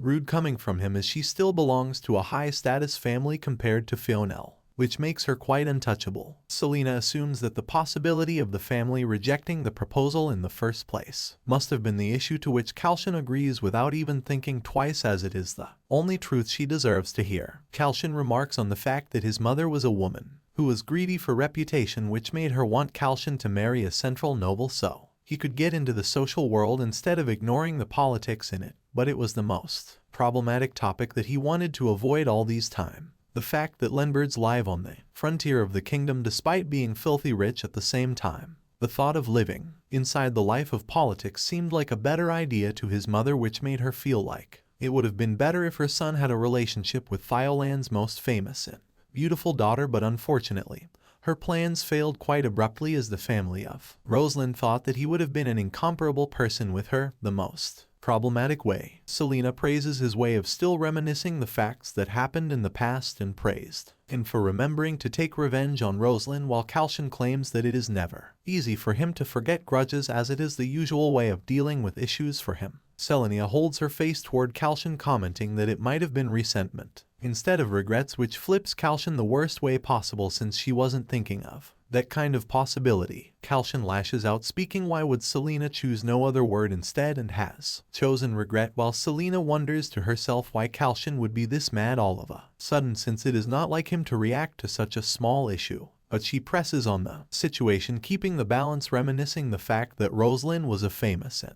beautiful daughter which raises the possibilities. Kalcion assumes that it was his mother's assessment of the situation, but Kalcion only thinks of Rosalind as an annoying woman because of her grave suspiciousness around people and the way she behaves with them. Selena agrees with his statement and senses the sensibility and the familiarity, as she has already experienced the horrifying side of Rosalind despite her pretending to be a kind noble while she was quite strong and straight when she tried threatening her as they were alone. Kalcion gets curious after sensing the acknowledgement, which makes him question what kind of things she did to Selena which made her feel this way. Selena decides to reveal what actually happened behind the scenes, elaborating on the fact that Rosalind demanded her to actually know how much money she wanted to get away from Kalcion, starting from affording 100 dresses Selena was wearing, not knowing the value of the currency in this world. Selena tried her best to sway Rosalind from the statement. Selena notices that Kalcion is acting quite serious as he has a confused look on his face, and when she confronts him about it, he makes the situation transparent, saying that the price of the dresses will be compared to Lenbert's budget of 20 years. After hearing the words coming out of Kalcion's mouth, she starts to feel like she might have made the worst decision of her life by not accepting the offer, as she loses her mind over it. Instead of giving in to her greed, Selena feels like she now has to accept the fact that maybe returning back to her own world is the best decision that she can make right now, and asks Kalcion about the position of the Duchess and curious to check out if it is valuable or not. But Kalcion feels that there is no specific need to do so when it comes to the topic of mines, even if Rosalind was targeting them from the beginning, as Thiolan is no less wealthy than the Lenbert. Selena remembers that Rosalind stated the same fact in the conversation, as she thought that she doesn't need any kind of money or power to get the position of the Duchess, as it remarked her quite gracefully. Curious, Selena makes a confusing glance at Kalcion, asking what the real reason behind the position might be, which catches Kalcion off guard, as he wasn't expecting to get asked this kind of question so suddenly. Selena takes quite some time to think what the reason might be, as she keeps on looking at the enigmatic aura all over Kalcion, thinking that it all might be the reason because he is so handsome, because of having a great face. Kalcion rejects the idea that it is possible, but when Selena starts talking about his body, he creates a sign of agreement with hand gestures, remarking on the possibilities, which feel like he is only being shameless according to Selena. They continue to joke around the whole thing for a bit as Kalcion continues to search through the pile of letters to find out which one must be the most important one, and picks up one of them, which was written by Crown Prince Layson himself. Selena detects the importance inside Kalcion's eyes, and he claims that it is quite normal, since Layson is someone important and ambitious going for the throne, which makes him quite unignorable in the crowd, while he is typically the candidate among the imperial descendants. But to Layson, Lenbert is nothing but a place filled with annoyance, and he is quite wary of it from the beginning. On top of it, Lenbert nearly being at the level of an autonomous area makes it so hard for Layson to provide his influence in this sort of area. But the money and power make everything easier in the end, since they are enough for a country to live on. Kalcion, being a vassal at the same time, feels quite problematic knowing that he cannot speak anything against it, while Selena wonders if she might be in a tough position if Layson starts to feel that she is someone suspicious. As the situation gets even tougher, Kalcion remarks on the fact, saying that he doesn't want to meet him, but despite his wishes, all of the families are invited to the 300th anniversary of the foundation of the country, which cannot be refused by him at any cost. Selena claims that if something is unavoidable, he should be trying to enjoy the whole event, as he will have to go to the capital to investigate the social world, which will be beneficial for him at the same time. Selena proclaims that she should be worried at the same time, since the investigation would have been easier for them if he did some good acting. But it only makes Kalcion cough as she finishes her sentence, doubting his own abilities. Selena notices the uncanny situation and raises herself from the seat, only to sit on the lap of Kalcion, who gets caught off guard by an unexpected affection. Selena then reveals her deary eyes to proclaim that she wants to visit the capital while swaying him the most noble way possible. But Kalcion starts to act frantically, feeling the abnormality of the situation. But Selena isn't about to let him escape unless he decides to make some amends. To boost his way of acting in front of people, Kalcion gulps down a lump through his throat and reminisces the fact that nobody can see them in the room. But Selena makes a comment saying he might have the trashiest way to act with someone when it comes to emotions and affection. With her disappointed look,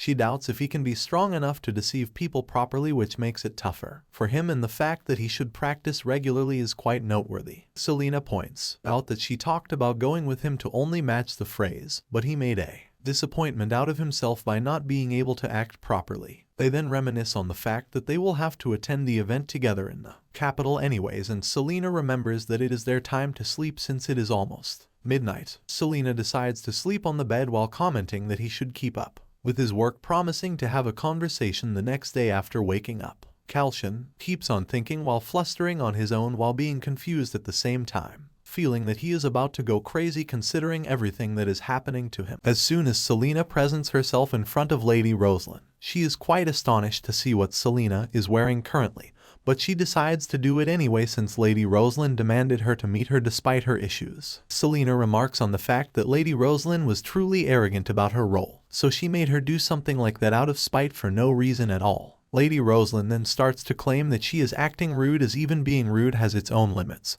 but Selena is now crossing all of them at once. Selena keeps standing for the same fact that she doesn't really have anything to wear, and it doesn't seem that she is concerned about what Lady Rosalind thinks of her anyways. Then when Lady Rosalind points out that she could have just worn what she wore the previous day, Selena remarks how Kalcion is the one who ripped them all apart last night, and Lady Rosalind starts to glare at Selena as she wasn't expecting her to say something like that. Selena thinks that Lady Rosalind's reaction is worth noting as she is getting what she truly deserves, and at that time, Lady Rosalind claims that at first she decided to offend her, and then she is now spreading lies about obvious intents as if she is committing a grave sin. Selena isn't someone who is about to sit and digest any kind of spiteful words coming out of Lady Rosalind's mouth, so she decides to claim that she was just matching her indecency in the first place. They both then start to bicker about each other's lack of common sense, and after that, Lady Rosalind goes on to talk about how she now completely understands the wardrobe selection of Selena,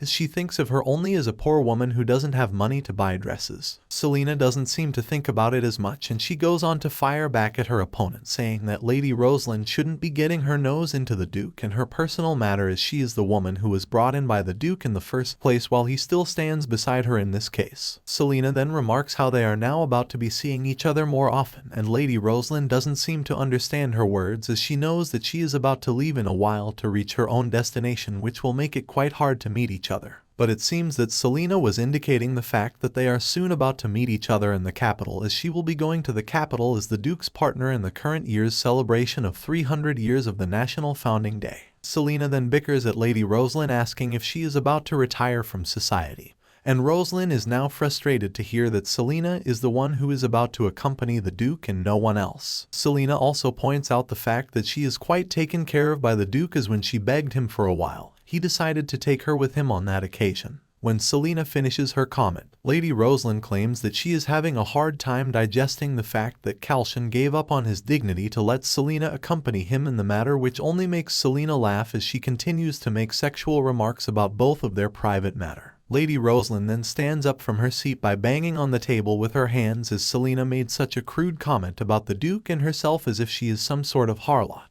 But when she stands up from her seat, Lady Rosalind notices Kalcion standing behind Selena, and Rosalind realizes that it seems like she is the one who is bothering Selena in the first place, so she decides to claim that Selena has insulted the tea party on her own accord. But before she is about to say anything, Lady Rosalind notices that Selena has started to cry already, so she doesn't have the time to explain the situation to him at all. As soon as Kalcion notices crying Selena, he goes on to embrace her, and it seems that Selena has planned through for it beforehand, as she even sent a letter to Kalcion before getting in the tea party. Kalcion calls out for Lady Rosalind, remarking on the fact that his place isn't the society that she dominates, which Lady Rosalind agrees to as she doesn't have anything else to say. At the same time, Kalcion was feeling that Selena did well, since she is the reason why Rosalind was caught red-handed, or she would have continued to act cruelly on her own accord without his knowledge in his own place. As the situation gets better for Selena, she is relieved to realize that the situation turned in her favor. If it works well through the end, it all will be remembered by Kalcion for sure. She thinks of planting more of her impression as pitiful as she can, so she starts to state that she is feeling truly cold and asks for Kalcion to hold her. As Selena finishes her sentence, Kalcion then holds her above in his grasp to carry her,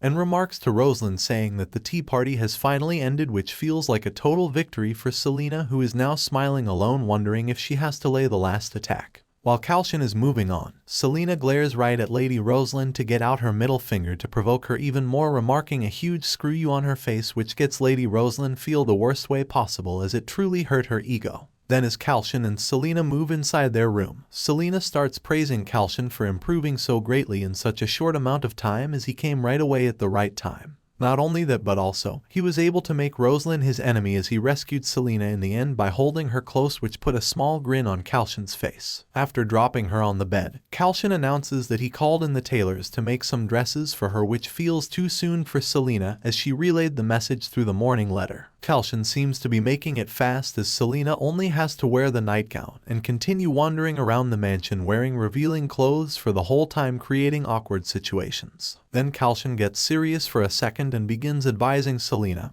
as she will be meeting nobles on a regular extent, and insists that she will be needing to be able to face various patterns for her own good. Kalcion knows that Selena already has her acting skills as her weapon, but Kalcion is now ready to give her knowledge, as with that, Selena will be able to make it her second weapon, as they still have 20 days before they leave for the capital. And in that time, she will have to familiarize herself with manners, social skills, and basic culture, as she is about to become a proper noble lady from now on. The word noble lady starts to weigh on Selena, as she knew that she was supposed to play the role of an uncultured and coarse lady, so she didn't expect that Kalcion would want to change that all of a sudden. Kalcion then claims that he doesn't really want to change the whole course of it in an instant, but all he knows is that if she wants to enter the high society, she will be needing their secret ways of conversing with each other in the society. Selena then realizes that what Kalcion suggests is quite viable, as it is necessary for her to know the concept.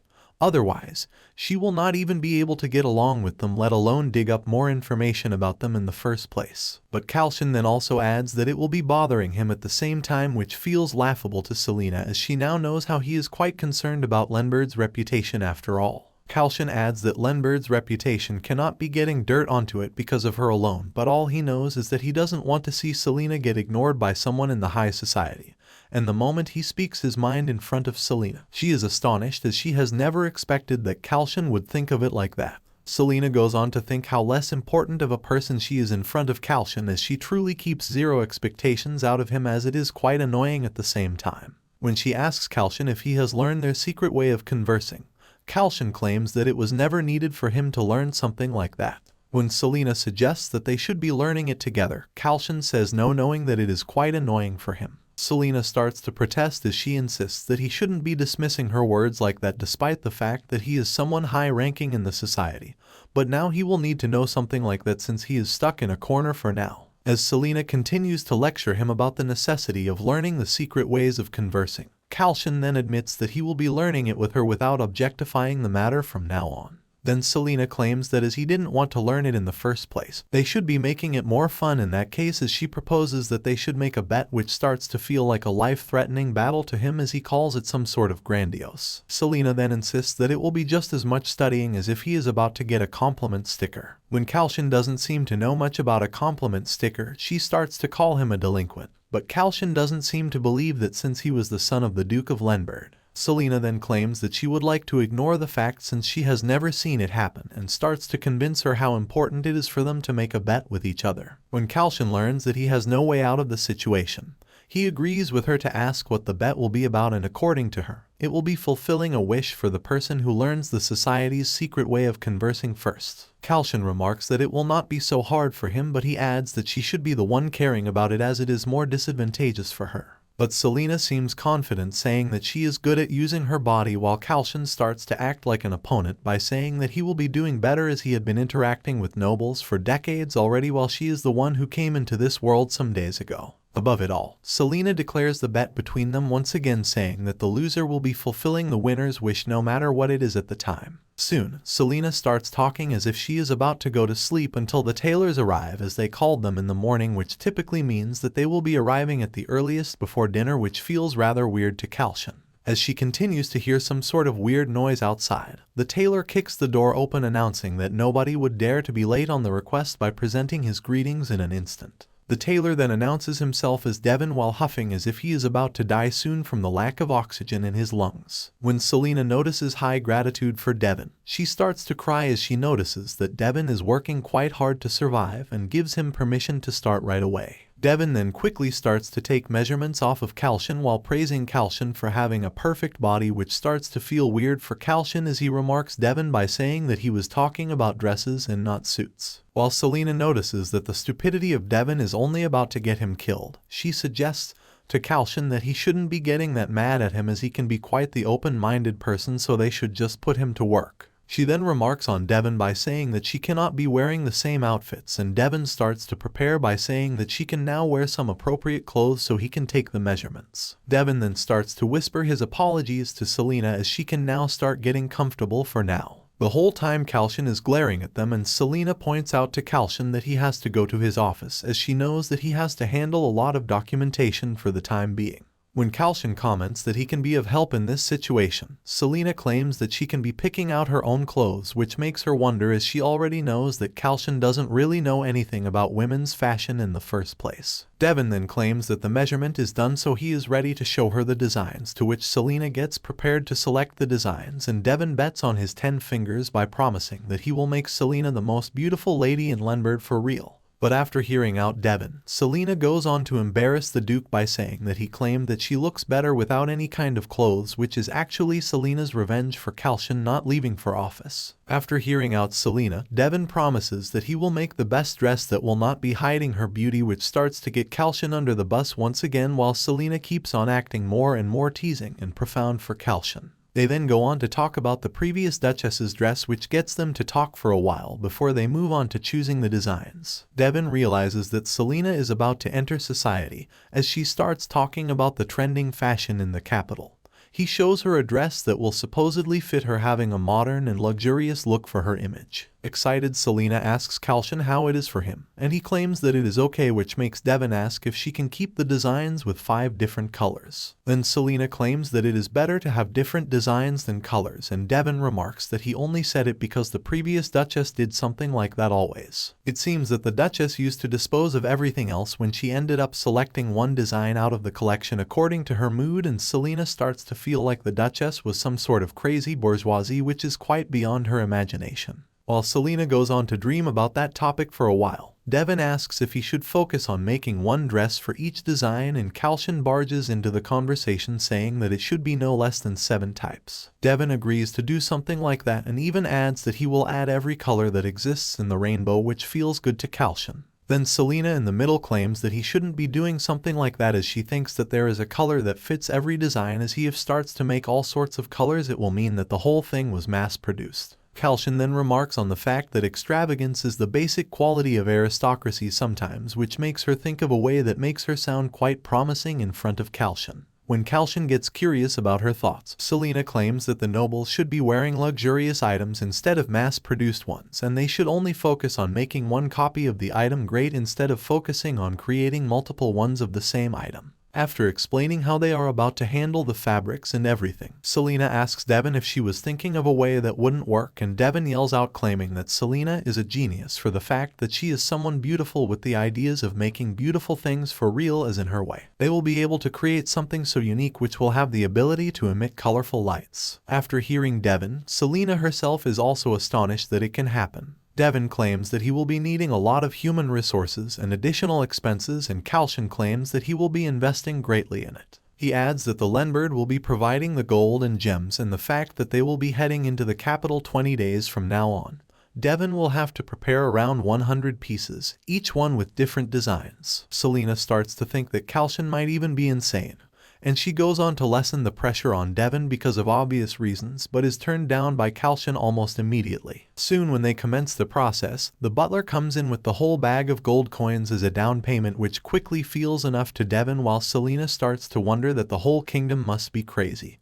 Even the tailors. As Kalcion was sitting inside his office, Jeanette announces herself behind the doors, and it seems that she is there to start Selena's etiquette. While Kalcion waits for Jeanette to answer the question, he thinks that something bad might have happened as she is taking quite some time to answer the question. But all of a sudden, Jeanette calls out by saying that Selena is nothing but a genius, which feels awkward and new to Kalcion as he wasn't expecting to hear something like that. Jeanette then adds how it is obvious that Selena has never learned any kind of etiquette in her whole life, as she doesn't have natural habits and common knowledge. But she is good at absorbing everything that was taught to her, including all the complicated and delicate etiquette. Then a few hours ago, Selena is seen having a conversation with Jeanette, and she continues to ask why is there the two of them while asking about where the Duke is. Jeanette adds that his lessons will only begin when she finishes the basic ones first, and as she keeps on sitting on the chair, Selena continues to wonder why Jeanette is the person working to teach them etiquette, and nobody else, since she isn't able to read her expression. At the same time, Selena is having a hard time forgetting the hostility that Jeanette showed her on the first day, but she decides to speak her mind, claiming that she never wondered that someone like Jeanette would be her teacher. Jeanette claims that the whole thing was ordered by the Duke himself, as she was born as the second daughter of Baron Marin, which let her have experience in the language of the capital's society. Jeanette then also remarks how she served the previous Duchess and attended many gatherings to announce her presence as a capable person to teach Selena how to be polite, while suggesting to her that she should be doing her best trying not to disgrace Lenbert's honor. Selena realizes what Jeanette is meaning by saying those things, as she knows that Jeanette feels like it will be better for her to bluff than kick her out in the first place, meaning that Selena should be getting out of the place on her own for her own good. Then Selena asks what would happen if she were unable to learn even after trying hard, and Jeanette states that she will be doing her best to teach her so that doesn't happen ever. When Selena presses on the matter once again, Jeanette repeats the same thing once again, but in a harsher manner, while staring at Selena like some sort of hawk looking at the prey. Soon enough, Selena starts to wonder what she would do and what kind of action she would rely on, as there are chances that she will be making the lessons harder for her to digest, or she would be changing the ways of her teaching. Then there is always a chance that she will be making her disappear without anyone knowing about it. But Selena claims that she understands the whole thing, so Jeanette can begin. Above all things, Selena starts to feel that the whole thing is thrilling to her, and she likes it as well, as she will be enjoying the feeling of nervousness for a while. She believes in her knowing that she is an actress who has lived countless lives that she has never even experienced before, so the whole learning session is going to be easy for her. Jeanette then begins her lesson and announces that she will start teaching Selena each thing one by one, and they will continue to repeat each one 5 times. But according to Selena, it will be a waste of both of their time, and she suggests that Jeanette should be showing everything at once, which Selena has to keep in her mind, claiming that one time is enough for her. But after hearing the words out of Selena's mouth, Jeanette doubts that a commoner like her would ever be able to do something like that just by seeing it once, but Selena stays confident by keeping her strong stance after everything, which gets Jeanette speechless, as she wasn't expecting to hear something like that. Jeanette then makes it quite clear that if that doesn't work out in the end for Selena, she should have to prepare herself to pay for the Lenbert's head maid's wasted time. Selena agrees with her statement, and it starts getting Jeanette quite nervous, as she never expected that someone could be like that. In the end, the thing that was promised by Selena truly happened, as she only had to show her everything once, even when the whole thing contained more than 50 moves, proving Selena's worth. Starting from the sitting posture to the angle of her arms, it starts to make Jeanette feel as if she is emitting elegance even from the tip of her fingers. Not only that, but also, Selena figured out a lot of things on her own, which leaves Jeanette with nothing that she can now point out, which makes her feel that Selena must be as if she belonged to the royal family. Then when Selena finally asks Jeanette how her performance was, Jeanette is forced to declare that it was perfect, and then we move on to the present time, where Jeanette is explaining the whole situation to Kalcion, who is interested to know about Selena's performance. Jeanette reveals to him that she thinks that Selena might have some other identity, and Kalcion claims that it is not the case for sure, and he will be guaranteeing her identity in the first place. Happily, Kalcion asks Jeanette if they will have enough time before leaving for the capital. Jeanette remarks on the fact that they will have enough time, which inspires Kalcion to join the lessons from the next day onwards, as he knows that he hasn't learned the society's techniques the most longing manner, which he will be needing in the future for sure. Jeanette then takes her leave, knowing that Kalcion will also be under her care from the next day, and Kalcion continues to sit on his chair to look at Selena outside while she is happily spending time with the maids. He thinks to himself that if Selena can finish that sort of complicated etiquette in a day, he will supposedly lose the bet, which starts to get him concerned, as he doesn't know what she will end up asking in the end. Then at night, when the maid is about to bring food for Selena, she seems to know about her lesson with Jeanette as well, which makes Selena realize that the rumors have been spreading throughout the whole mansion. As Selena keeps on pressing the maid on the matter, she starts to talk beautifully about Selena, which makes her think that she might be someone who is quite out of place. Selena then starts to plan what would happen if she got her in her own trap so she can make her talk about the things that she doesn't want to talk about. Selena then starts to claim that she likes the fact that nobody hates her, but she also states that Jeanette wasn't a reliable person in the first place. The maid then starts to get curious about what she is saying, and Selena goes on to mimic what Jeanette was saying before starting the lesson and even starts to make up a lot of things. The maid then seems surprised at the fact that Jeanette acted like that towards Selena since she is quite close to the Duke, but it seems that Jeanette is usually like that to the maids in the mansion, nagging about their honor. The maid claims that she doesn't know how Jeanette ended up staying beside the previous Duchess, which piques the curiosity of Selena as she was trying to get more information out from the maid. The maid states that despite the fact that the previous Duchess belonged to a noble family, in Jeanette's eyes, she was always lacking something about her which bothered her so much. The maid then elaborates that there are even rumors in the mansion saying that Jeanette got hit for nagging so much, which starts to get inside Selena as she wasn't expecting such a twist in behavior. Selena wonders how someone can go that far with their superiors and realizes that not a single person can be free from Jeanette's nagging if they want to keep living inside the mansion. But to the maid, Kalcion is scarier than Jeanette, and at the same time, Selena points out that the Duke isn't useless like Madame Jeanette, and doesn't provoke a fight, which gets agreed by the maid. Then while sipping on the coffee made by the maid, Selena wonders at the fact that the maid is quite good at talking, which makes her wonder if it is done on purpose or if she was born with it in the first place. At the same time, she knows that she has to keep talking if she wants to gather information, so it will be better for her to keep her by her side. Selena then asks her name since she is a similar age to her, and as the maid introduces herself as Juna, Selena claims that she will be looking for her in the future, which gets Juna in a good mood as she claims that she would love to have a chat in the future. Selena then asks if she can ask a question to her as something is bothering her, and Juna tells her not to worry as she will not mind about it. Selena questions Juna about the ladies, saying that if she keeps acting up she will die, or if she is greedy, she will die, and asks who is the one that died in the end for the same reasons. After hearing this whole thing, Juna insists that she cannot say this carelessly to either Madame Jeanette or Kalcion, as she is now about to reveal something crucial to her. Juna then starts explaining how around 1 month ago the Duke's prospective fiancé died by suicide in the same house in the capital, and after hearing that, Selena starts to react, asking if Kalcion has a fiancé. But Juna tells her not to worry as the woman died before the engagement ceremony, so there is no supposed love between them. Then Selena goes on to ask if she had seen the body herself, and it seems that she did, as she used to be one of the servants who followed to the capital. Selena asks Juna if she used to be beautiful, and Juna points out the fact that she used to be normal and plain at the same time. She was gloomy and introverted, having a dark facial expression which starts to weird out Selena. While hearing this, Selena starts to wonder how an evaluation of a person can be so different, as she is a whole different person to Kalcion, while to Juna, she is something else, as if there are similarities,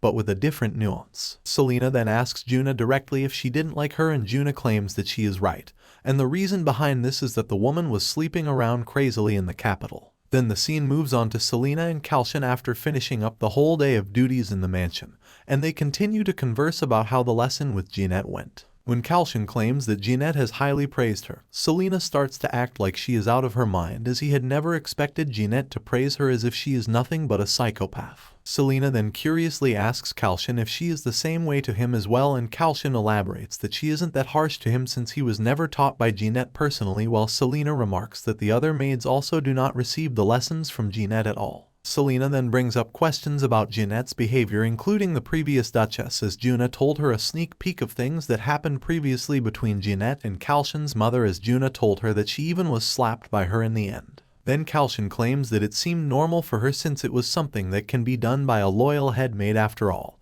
and it starts to make sense to Selena as well, but she sees it differently after all. Knowing that she is truly about to leave for her own world, she insists that they should be making a real contract about Ariel, to know if she really died from suicide or if it was something else. Selena then apologizes to Kalcion for bringing it up once again, but she insists that they will have to think about it if the contract is cancelled. It might be hurting his pride a little bit, but she wouldn't be able to go back to her world at all. Kalcion understands the gravity of the situation and asks why Selena didn't think that it can be a murder, to which Selena elaborates that the enemy doesn't always have to come from outside. As Kalcion understands what Selena was referring to, He grasps the fact that Selena was indicating Jeanette to be the main problem that made Ariel take her own life and asks for an explanation from Selena in detail. Selena is glad that Kalcion isn't angry because of her making such remarks about his ex-fiancé, and she realizes that even Madame Jeanette could get kicked out if she doesn't have any use, knowing that she is about to face the same fate as well. While she feels bitter, wanting to return quickly, Selena then claims that they should be organizing the premise at first and asks Kalcion if her suicide can be counted as a murder if her mental health was being threatened because of someone from outside, knowing that it will be hard for them to think about.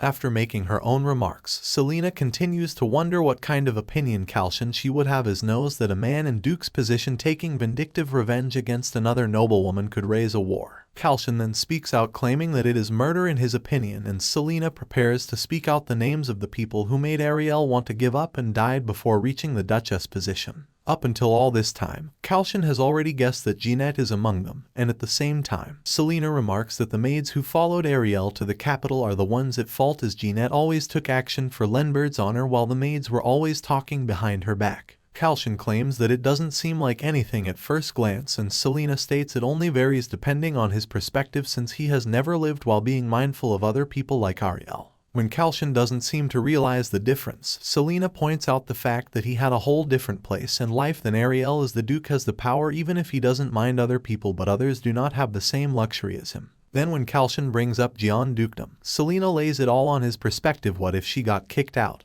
Her position would be the one who ruins the honor of the dukedom, since if a person is ostracized, she can think of doing anything. Selena then remembers how the people used to gossip about her and the director drinking and passing time alone, while she didn't do that at all and her work was ruined just because of some baseless rumors. Then the people behind the movie blamed Selena for ruining the image of the project and claimed that she should have been thankful as they didn't ask for compensation. But in the end, it was all well, since she had quite some people around her to support her at the time, and she wanted to let everything go. But it was quite different about Ariel. Selena wonders if there was a single person who believed in her to keep supporting her as a friend. And when Kalcion asks for examples from Selena, she claims that she doesn't know, as they cannot truly be like Ariel to judge the situation right now, and at the same time, Ariel felt threatened that she was about to get kicked out of the mansion. Kalcion then remarks that he wouldn't care what scandal arose, claiming that the Gian Dukedom was simple, and he will just give them money, and they will just provide him with a duchess without any presents. When Selena realizes that it wasn't difficult, she thinks of the situation that gave her a presence, and remembers what Juna had said about Ariel. Selena then states the truth about Ariel's character, as she didn't even leave a single man in the capital untouched, without thinking about what Kalcion would say to reply to her accusation. Then Kalcion asks Selena why a problem would be when everyone lives like that, as it is not uncommon for 1 or 2 rumors to spread about the Duchess of Lenbert. Then Selena makes it quite clear that only he is the one thinking like that and nobody else, while for some people, not being welcomed by anyone after facing problems here and there to being kicked out and abandoned by their own family keeps throwing them at the face of death, as they realize that they probably do not belong where they are right now. Selena ends up reacting harshly toward Kalcion and apologizes to him for raising her voice for no reason, claiming that she got excited in the heat of the conversation after getting emotional about her past. When she calms down, Kalcion grabs onto Selena, promising that no matter what kind of rumor continues to spread around about her, he wouldn't mind at all, and it will apply to her especially. He then advises her not to shrink back from the people's words, as he wants her to remember that unless she runs away, he will not be ending the contract. Ever. He promises that he will not be abandoning her, but he also doesn't want Selena to have any kind of affair with another man while she is still in contact with him. When Kalcion came to see Fonel off before she leaves the Lenbert mansion, Fonel is quite happy to have the grace of Kalcion personally coming to see her off, claiming that she is quite touched by his heartfelt activity. But Kalcion remarks that he only happened to come in front of her accidentally while he was taking a walk in the same way. Juna then whispers into Selena's ears, saying that Fonel must be going to the capital as well, so she must have left for the capital to prepare, as she will be needing to spread rumors and prepare accessories, which she is quite diligent at. Kalcion then bids farewell to Fonel, and Selena remarks to Rosalind that they will be meeting in the capital soon enough to poke her about the situation, but Rosalind starts to act as if Selena isn't about to get the chance to do so, as she says maybe in her face. Selena gets thoughtful about her reasons to say maybe, as if she is threatening to get rid of Selena before she even reaches the capital. Selena somehow feels scared right now, so she grabs onto Kalcion's hand, claiming that she will be sticking closer to him from now on, and to which Kalcion just nods and agrees to it positively. The next day, Selena and Kalcion get in the same class as Jeanette is about to teach the manners of high society, which starts to get Selena excited. Jeanette remarks that Kalcion wouldn't need to learn that much as she will be simply listing a few things that would be important for him to know. Selena then starts to poke Jeanette for having a change in her attitude, and Jeanette then lashes out at Selena as she has already told her to use a polite way of conversing when she raises a complaint. Selena then states that they aren't even in a real situation, so she shouldn't be reacting like that, while remarking that she is better when it comes to real life situations as she has already seen it beforehand. Jeanette then brings up the fact that she wanted Selena to make it a habit even when there is no one looking at her. After listening to Jeanette, Kalcion points out that her way of teaching is stricter than what he thought in the first place, and Jeanette claims that there is bound to be a difference between the ladies' etiquette and his etiquette for obvious reasons. When Kalcion asks why Jeanette starts stuttering as she doesn't have anything to answer Kalcion right now. Suddenly, Selena asks for a moment from Madame Jeanette to excuse her, saying that she has already made it clear that she isn't interested in the Duchess position. Then when Jeanette says that she already knows, Selena repeats her words once again by saying that she doesn't even have any kind of intention to stay here forever, as she will only be living until it is time for her to leave in the end. Selena assures her that there is no need for her to bother her so much, and she doesn't know if she ever did it to someone else, by indicating the things that happened to Ariel. At that time, Kalcion starts to feel the excessive pressure since it happened in front of him, which must be just the tip of the iceberg in the whole incident. Kalcion then remarks on Jeanette, saying that he only told her to teach her just enough, so she doesn't tarnish the honor of Lenbert, and Jeanette then states that she now understands. Kalcion then brings up the fact of Selena is fast learned, and since he goes to learn a bit when he was younger, he can end it without Jeanette being so strict all the time, and to which Jeanette agrees instantly. Then as the lesson passes, Kalcion keeps on making mistakes while going through all the etiquette and everything, for the fact that Kalcion is truly wasted when it comes to manners and sayings. When Selena starts poking Kalcion because of his weak points in the etiquette session, and Jeanette continues to insist on Selena, saying that she should be gentler with Kalcion, while Kalcion looks out of his mind properly because of the heavy mockery made by Selena. Then Kalcion ends up revealing that it is too hard for him to keep holding on to, and asks if everyone has to learn all of it to stay alive as a noble. At that, Jeanette answers by saying that all ladies have to learn all that, and there are also some cases where men would have to learn it if they are immature. Then at the time, Kalcion realizes that all the noble women could have said anything in front of him, and Jeanette is glad that Kalcion now finally understands the depth of the situation, which needs one to learn manners and etiquette. Selena then brings up the fact, saying that she will miss not being able to make fun of Kalcion once again, as she could have done it as well, including all the other women in the capital. When Kalcion states that he now understands it, Selena ends up teasing him with more questions, and Kalcion ends up embarrassing himself once again while Selena continues to correct him till the end. As Selena starts to get more and more hectic through the end, Jeanette ends up stopping her from going much further than that.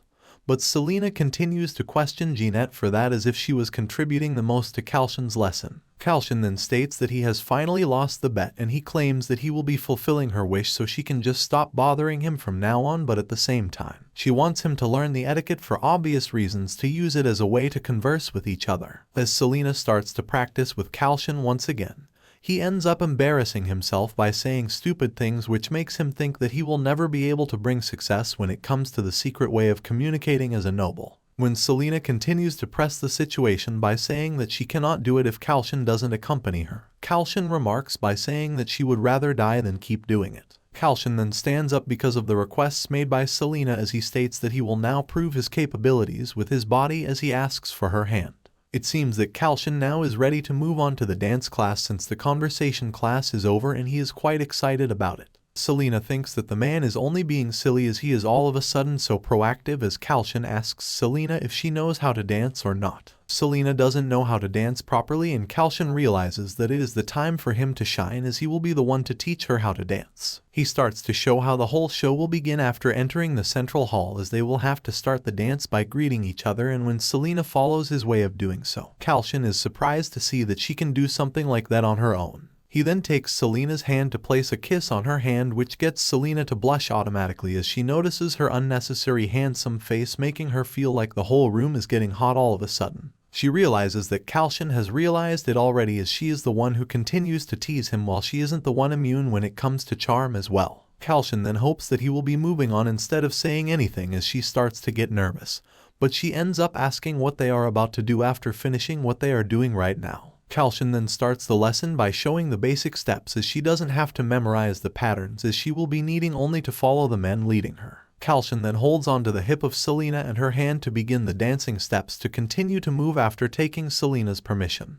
The whole time, Selena continues to wonder how beautiful Kalcion is with his big eyes, prominent nose, and handsome forehead even, not to mention his eyes are pretty colorful and clear. While focusing on all these things, Selena starts to get nervous and tries to sway her mind somewhere else, and at that time, she brings up the fact regarding the wish he was about to grant her for being able to grasp the noble things. She then states that she wants them to use nicknames for each other since they are in that kind of relationship right now, and it will help them to be sweeter to each other. Kalcion doesn't seem to have any kind of objection about it, which gets Selena surprised, as she now has the authority to call Kalcion everything, even including the name Kalcion, and Kalcion allows her to do so because she asked for a wish. Selena notices that Kalcion is now hesitating even though he promised in the first place, but she is impressed that he kept his promise with her till the end. Selena then realizes how wrong she used to be when she thought that all men are just the same and doesn't have any kind of difference to them at all. She realizes that Kalcion knows how to be careful toward women even though he says he knows nothing about how to treat a woman in the first place. Selena now knows that Kalcion is a better man than she thinks, and soon she gets pulled close by Kalcion. Soon the dance is over, and when Selena asks Kalcion about it, he seems rather silent about it, while Selena remarks that it was nice to dance without a piece of music as it was fun because Kalcion remembers the dance too well. When Kalcion asks about it being fun, Selena remarks that it was fun for her after all, while Kalcion remembers how someone used to compare him to someone, stating that he is nothing but boring like a wooden doll, while Selena is the first person to change his thoughts like that. While Selena continues to talk to Kalcion, he seems to be in some sort of deep water as if he is not in his right mind, and starts asking Jeanette how he danced. After thinking for a minute, Kalcion ends the lesson claiming that he will be going back and resting for the day, while Jeanette and Selena both bid good night to him. Then as Kalcion is about to leave, Selena calls him by the name that she gave him, Kalcion, claiming that she had a lot of fun, which makes him smile by saying that she had done well as well. Then a few days later, it seems that Selena had finished her preparatory training for high society, and even finished packing at the same time as Devon had managed to make 100 dresses in 20 days. Now Selena is feeling like, despite all the ups and downs, she is getting it done for real, as she is about to leave for the capital the next day. Suddenly, Selena remembers that she has to do something before leaving and calls out to Juna, who then comes for her running as she had called for her. Selena then praises her so much for packing her things, as she has a lot of dresses and accessories. Juna decides to act humble by claiming that it is her duty to do so as her maid, and asks if she is nervous because she is about to leave for the capital soon enough. At the same time, Juna asks Selena if she would like some tea, and Selena replies positively by saying that she would like that. Selena realizes that Juna is quite gracious when it comes to sticking at someone, as it hasn't been that long since they met, but she is already affectionate toward her. Selena then feels like Juna is her manager and decides what she will be wanting by herself. Then Selena also knows that Juna is definitely one of the maids who followed Ariel to the capital. She must have been close to the capital like how she is right now to Selena. Selena then thinks Ariel could never have been happy just by the marriage with the Northern Duke Kalcion, as she came from a family that needed financial support. Then Selena realizes that when the situation was bad for Ariel, she must have relied on Juna, while she was quite someone chewing her out behind her back. Selena thinks that, as she had expected, Juna is an indirect suspect in this whole thing, even though she wouldn't ever directly kill someone with that small tone at once. Selena then asks Juna if she had packed her belongings, and Juna claims that she doesn't know about it since Jeanette was the one in charge of the whole selection personnel. When Selena senses that she isn't one of the people who is listed to go, Selena wonders who might be belonging to the group of Jeanette's subordinates. But before all that, she knows that Juna will have to go to the capital for sure, so she can be finding clues that are important for the matter. Selena insists to Juna that she will be requesting Jeanette to include her on the list, and Selena thinks that Juna is about to talk behind her back, and that way she will be able to get some sort of clue. Selena and Kalcion then can be seen sitting inside the royal carriage together, and Selena seemed to be bored in the situation, as Kalcion isn't someone who would communicate with the companion if they were alone. Selena thinks of making a conversation and ends up asking what Kalcion is reading, and it seems that Kalcion is busy with statistics and analysis of urban population and regional population dispersion policy. Because of boredom, Selena continues to ask him weird questions to keep herself busy, but Kalcion feels weird that Selena is acting curious about things that she isn't usually curious about. In the middle of the conversation, Kalcion starts to show her the map of the kingdom where Lenbird territory can be seen, including all the north, east, and west of the continent, as it is quite vast, just like a pot lid. It makes Selena remember that the top of Lenbird is the Saindart Mountains, and above it is the land of monsters that no humans can go to, as it is also close to the place where Kalcion was able to find her. Then Kalcion moves on to show Selena that Selena is the greatest place to live in the north, as there is a hot spring flowing there which makes it warm even in winter. While they are busy with Selena ends up asking him about the capital's boiler, wanting to know if it is a good place to live, as the earth had something named boiler in her life. Then Kalcion moves on to explain that the population in the border of Selena increased a lot, which is why they will need to find a method to spread the hot spring further. Selena realizes that it must be like governing a country, and Kalcion elaborates that it is similar to a country, as there is no central interference in it after all. Kalcion then also states that Lenbird is tax-free because it is the land of the founding people of the continent, which then makes Selena question why it isn't better for them just to be independent. Kalcion then makes it clear that it is possible, as the military is also separated as well, but it is not happening since it is annoying to Kalcion after all. Selena doubts, thinking that there must not have been any proactive dukes before Kalcion, and Kalcion claims that he is the most proactive one until all this time. Kalcion makes it quite clear that it annoys him since it is once a year, but if he thinks of going independent,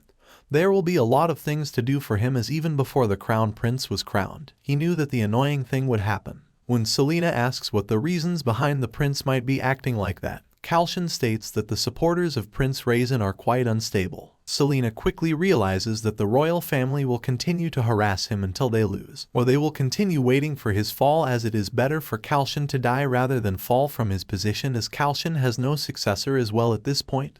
The grand territory and money will all go to the royal family. Selena then slowly starts to realize that the death of Ariel might not be something so simple, as it was their plan to get in the way of removing Kalcion as slowly as possible. Selena now feels like they are right now walking into the tiger's den with their own feet, and Selena ends up asking Kalcion if the prince is also included in the list of suspects. At that moment, Kalcion claims that he knows that the prince has some power to do something like that directly or indirectly, as it is not the society, but the politics where Kalcion is directly confronted. Selena wishes that the whole situation can turn out to be a big misunderstanding, but she knows that there is no way around it. Soon the men of Kalcion announce that they have arrived at Dunpel, and when they hear some weird noise inside the carriage, the men notice that Selena and Kalcion are climbing on each other as they reveal the carriage door. But as soon as they meet their eyes, Selena requests the men to close the door, as they are in their intense moment for the time being. 30 minutes ago, as soon as they reach Fief, where they will be staying for the night, Selena is glad that they will not have to sleep in the carriage at night, while Kalcion reassures her that there is a suitable place to stay the night along the way. Selena then makes it quite clear that she wasn't tense in the first place, since she can sleep anywhere anytime she wants, and suddenly she notices more and more people at once. Kalcion confirms that they are coming out to welcome the Duke, and it gets Selena, as she didn't have the time to clean up herself, which starts to get her nervous as she gets on to fix her hair as soon as possible. But she makes it clear that she cannot do it alone and asks for Kalcion's help, but Kalcion doesn't understand a bit of it, as he continues to make mistakes as the hair starts to get more and more entangled.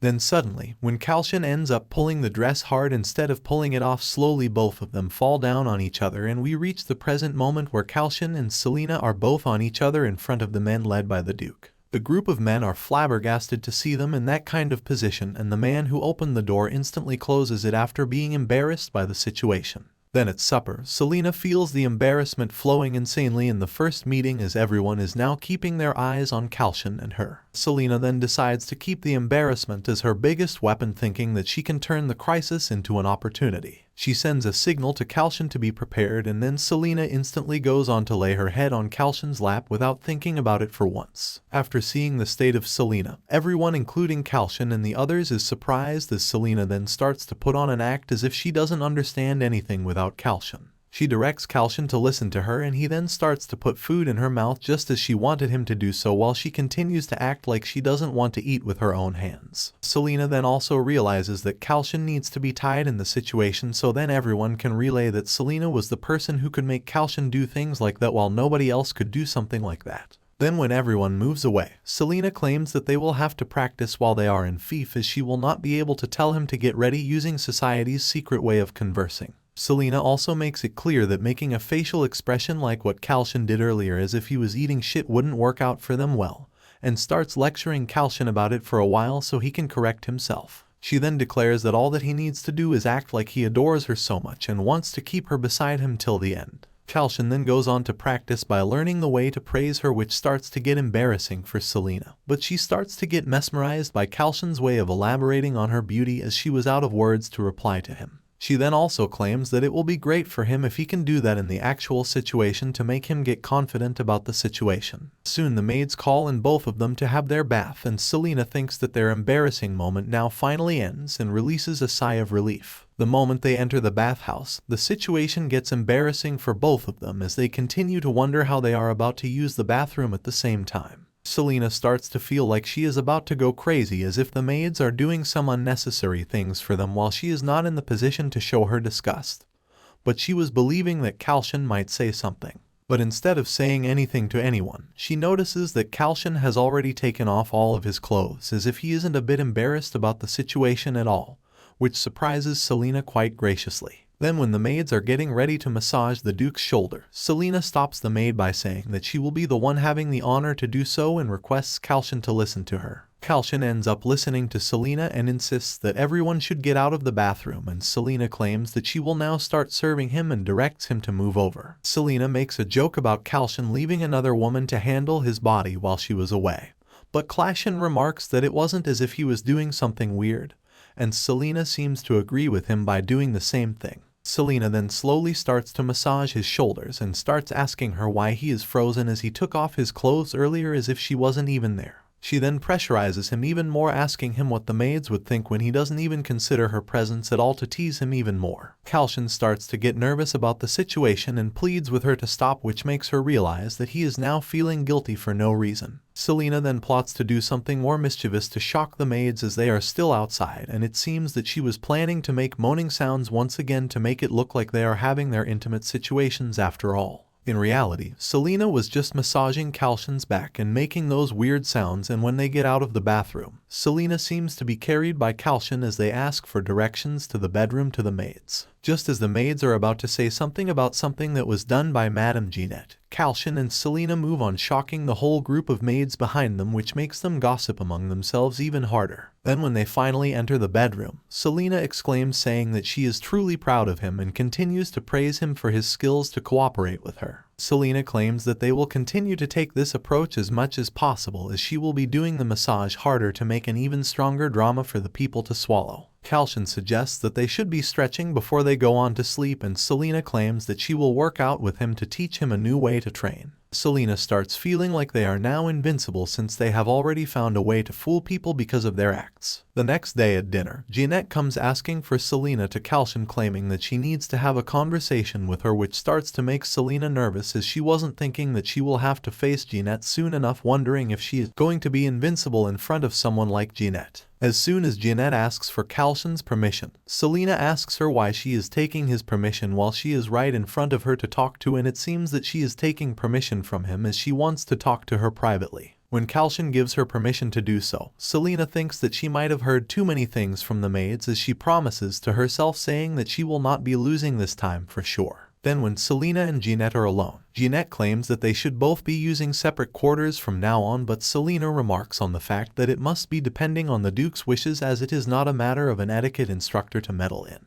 Jeanette then explains that she is only thinking of Lenbert's honor as a person from the Lenbert's duchy, claiming that she is clear at taking actions herself. When Selena asks what kind of actions she would take, Jeanette claims that the whole thing will be depending on Selena's behavior, which makes Selena think that Jeanette might be thinking of her as an immature little girl, even though she is only acting like that on purpose. Then they continue to bicker about the etiquette lessons, and Selena continues to ask for the limit until Jeanette instructs her on her actions to make crude jokes about her. It makes Jeanette claim that she is only serving her advice to be careful, at least to prevent the servants from talking behind her back, while Selena remarks what she had said about taking action, as it might have sounded like a threat to her. Selena then goes on to let Jeanette know that she will not be following her orders, while Jeanette continues to argue back at the topic, saying that Selena doesn't care even a bit about Kalcion's honor. Selena then goes on to remark that the Duke isn't a child, and if she caused any harm, he would have already stopped her from causing more damage to his own reputation. Then when Selena remarks how she is a guest and the fact that she was brought inside by Kalcion himself, Jeanette starts to enrage as she wasn't expecting that Selena would talk back to her to this extent. Selena then also points out how Jeanette is quite different from the other noble guests, including infernal, who didn't have a good attitude toward her from the moment she came into the mansion. Then Selena goes on to face Jeanette, saying that she doesn't give a damn about Lenbird's honor as she goes around to pick her prey on her own accord. Selena then moves on, saying that she should be careless about her as well as she was toward infernal. While she moves on, Jeanette realizes that she has made a mistake as she underestimated Selena in the first place, even after seeing the bond between the both of them. But on the inside, Jeanette believes that she needs to take care of the one to keep the Lenbird's honor, and heir, as it is her duty to take care of the person who will become the candidate for the Duchess, and Jeanette promises to herself, saying that she isn't going to let Selena have what she wants. Then after returning inside, Selena is quite ecstatic because she was able to win against someone like Jeanette.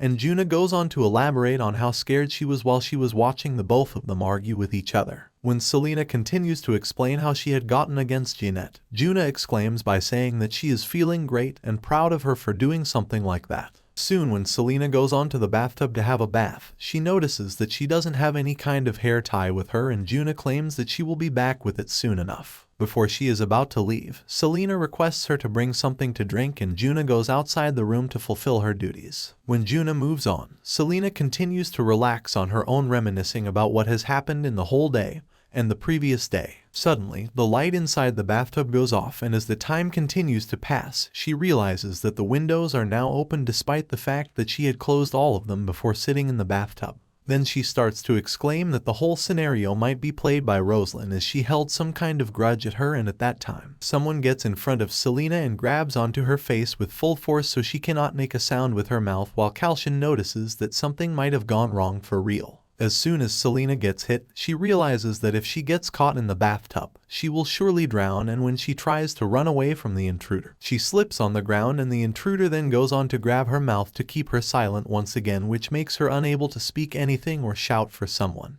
But after managing to elbow the intruder, she somehow manages to yell for help, which then scares the intruder so badly that the person ends up running away from the place by using the windows, while the Duke shows up by knocking out the door. Selena directs the Duke on the way the intruder used to leave from the place, and Kalcion orders his man Dion to catch the person who got inside. Kalcion then starts asking Selena when the intruder came, and Selena realizes that the more the situation continues to unfold, it is continuing to hurt his pride, as he is unable to ask her if she is okay or not. Selena then asks him to help her as she doesn't have any kind of energy left in her body, and at that moment, Kalcion goes on to carry her on his hands once again, which starts to make Selena wonder about that kind of hospitality in the first place. Then as time passes, Jeanette comes in asking what has happened, asking if he is hurt or something. But the moment when she realizes that Kalcion isn't the one who is hurt, she starts to act mad toward the situation, which proves that she doesn't really care for Selena's well-being. Kalcion then moves on as he directs to the bedroom and asks Jeanette to bring dry clothes in their room for Selena along with a first aid kit.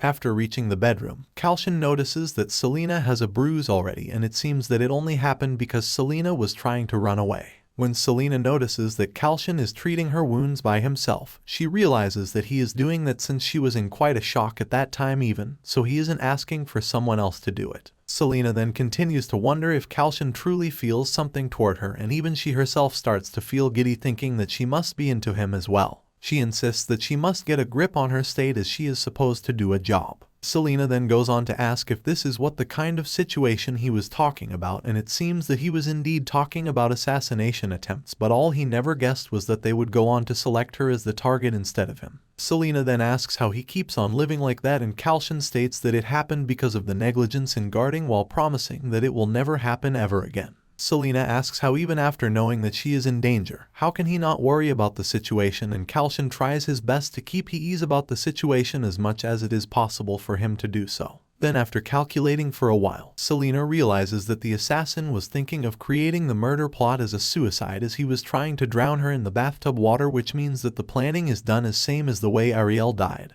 a fabricated suicide. Kalcion feels that it is highly likely that the intruder is the same assassin, and Selena remarks to him asking if Jeanette made something like that happen, since it happened just the time after she argued with her and left to take a bath. Then Kalcion claims that it wouldn't have been this sloppy if Madame Jeanette was serious, which then leaves them with Fonel and Rosalind, who typically look like viable options even to Kalcion. Then when they are discussing options, Dion comes in claiming that they have lost the intruder not by fleeing, but it seems that the man has committed suicide when he knew that he was about to get caught. Also, none of the clues were found and it seems that the man had followed them into the location in the first place. Kalcion then points out that they should move on with cleaning the corpse as they do not have any suspects and advises Dion to contact Selena to patch a separate investigation. It seems that Kalcion has 30 candidate families who can cause a scene like that while the capital consists of 3,000 families like that, which makes Selena lose her mind. Soon Selena realizes that they aren't going any far as they already are, and both of them go on to sleep for the night. But in the middle of the night, concerned Kalcion asks her if she is okay or not, and it seems that Selena cannot sleep because of all the suspense around the whole thing. Kalcion then suggests to her that they can practice instead of sleeping. While conversing, Selena brings up the topic of learning swordsmanship and thinks that it will be a preferable option for her since she will be able to protect herself in the end. Kalcion noticed the excited attitude made by Selena and suggests that she should get up and makes her grab a sword that was surely used on the battlefield. She then starts to swing the sword on her own as Kalcion continues to direct her. Selena noticed that the whole demeanor of Kalcion has changed as she is now noticing a gaze she has never seen before. She feels that Kalcion is acting like some professor who has found their perfect student who is also interested in their desired subject as well. At the same time, she also understands that Kalcion doesn't see her as a woman for a bit. Then the next morning, Selena starts to feel the immense pain of sword training and Kalcion insists that it is only normal for her to happen. When she suggests that they can take a rest, Kalcion remarks that training more will help and thinks of making her more onto more advanced lessons, claiming that she will now be training at the capital Mion. Selena wonders if they are about to enter the capital soon enough and if everything including the training and planning is about to start soon for her. Then Kalcion suggests to her that she should sleep for a bit since she isn't about to have that kind of break in a long time. Kalcion holds Selena in his arms as they return to the mansion, and the staff welcomes them inside. Selena fell asleep on their return from the capital's border. Kalcion carefully takes her inside and insists the staff guide them towards the room reserved for Kalcion himself, instead of taking her to the guest room. Kalcion instructs the staff to change her clothes with comfortable sleepwear while he heads for a patrol. Although guards have been positioned outside the mansion, Kalcion wants to ascertain by himself since Selena is quite anxious after the assassination attempt. Upon hearing the assassination news, the butler called upon all his staff and carefully calmed the entire mansion. Moreover, he has already fired the staff with no clear origins. Adding more to the safety, the sentry team has been tasked to stay vigilant. After the patrol, Kalcion heads to his room where Selena is already sleeping. Confused between the sides to sleep, Kalcion chooses the left side to hold Selena in his arms. He believes Selena will sleep better in his arms. The next day, Selena wakes up, believing she must have woken up early. However, Kalcion reveals that she slept for more than 24 hours. Selena realizes it must have been due to her exhaustion, and now she feels understandably hungry. Kalcion offers to order a meal for her, but Selena refrains him. Soon it will be time for sleep, and she does not want the room to smell like a kitchen.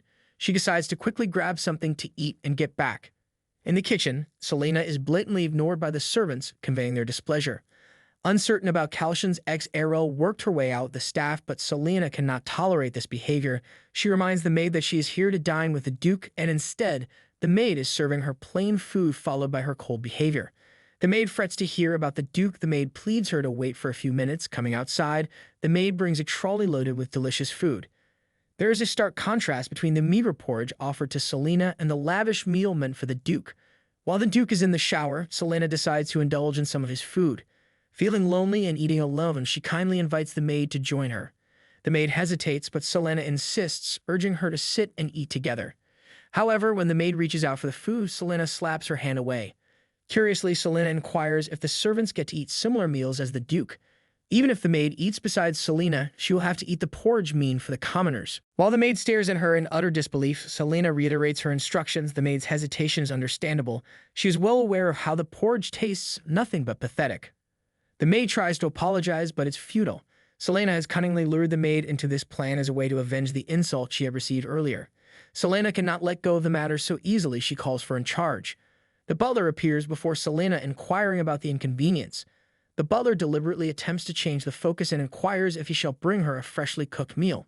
The butler attempts to ease the situation. He opines that the maid is not responsible for cooking, since they can also cook a limited range of cuisine and she must have messed up the method. Selena thoroughly glances at the butler, a middle-aged man bearing good looks and the authority to make decisions in the absence of the Duke. She understands what kind of man he must be. However, despite his reluctance to consider his maid mistaken, the butler finally considers punishing the maid if she is found guilty. When Selena probes the measure of punishment, the butler abstains to provide her with any information on the internal affairs. Walking back to her room, the butler takes a dig at Selena, suggesting that her sensitivity might be due to the long rides. Selena smirks back at him, but inside her mind she has already decided to pay them back tomorrow. As soon as Selena leaves, the maid inquires the butler if they will be in some trouble for this. Butler, in return, is confident that the matter will not go beyond a formal call since he has never seen the Duke getting involved in such matters. As expected, the next day the Duke calls on the staff and inquires about the incident from yesterday. The butler cunningly calls it his mistake for not handling the matter properly before it reached Kalcion. When Kalcion inquires about the corrective measures taken, the butler maintains that he has scolded the maid and recommended further training for her. Moreover, she has been moved to be in charge of cleaning the reception room. She will not be seen near the food. Duke is not convinced with the punishment for pulling a prank on his guest. Butler had thought that he would easily, but Selena has successfully lured him into bigger trouble than his expectation. To save himself, the butler sacrifices the maid and proposes to fire her immediately. Moreover, he will deduct her compensation.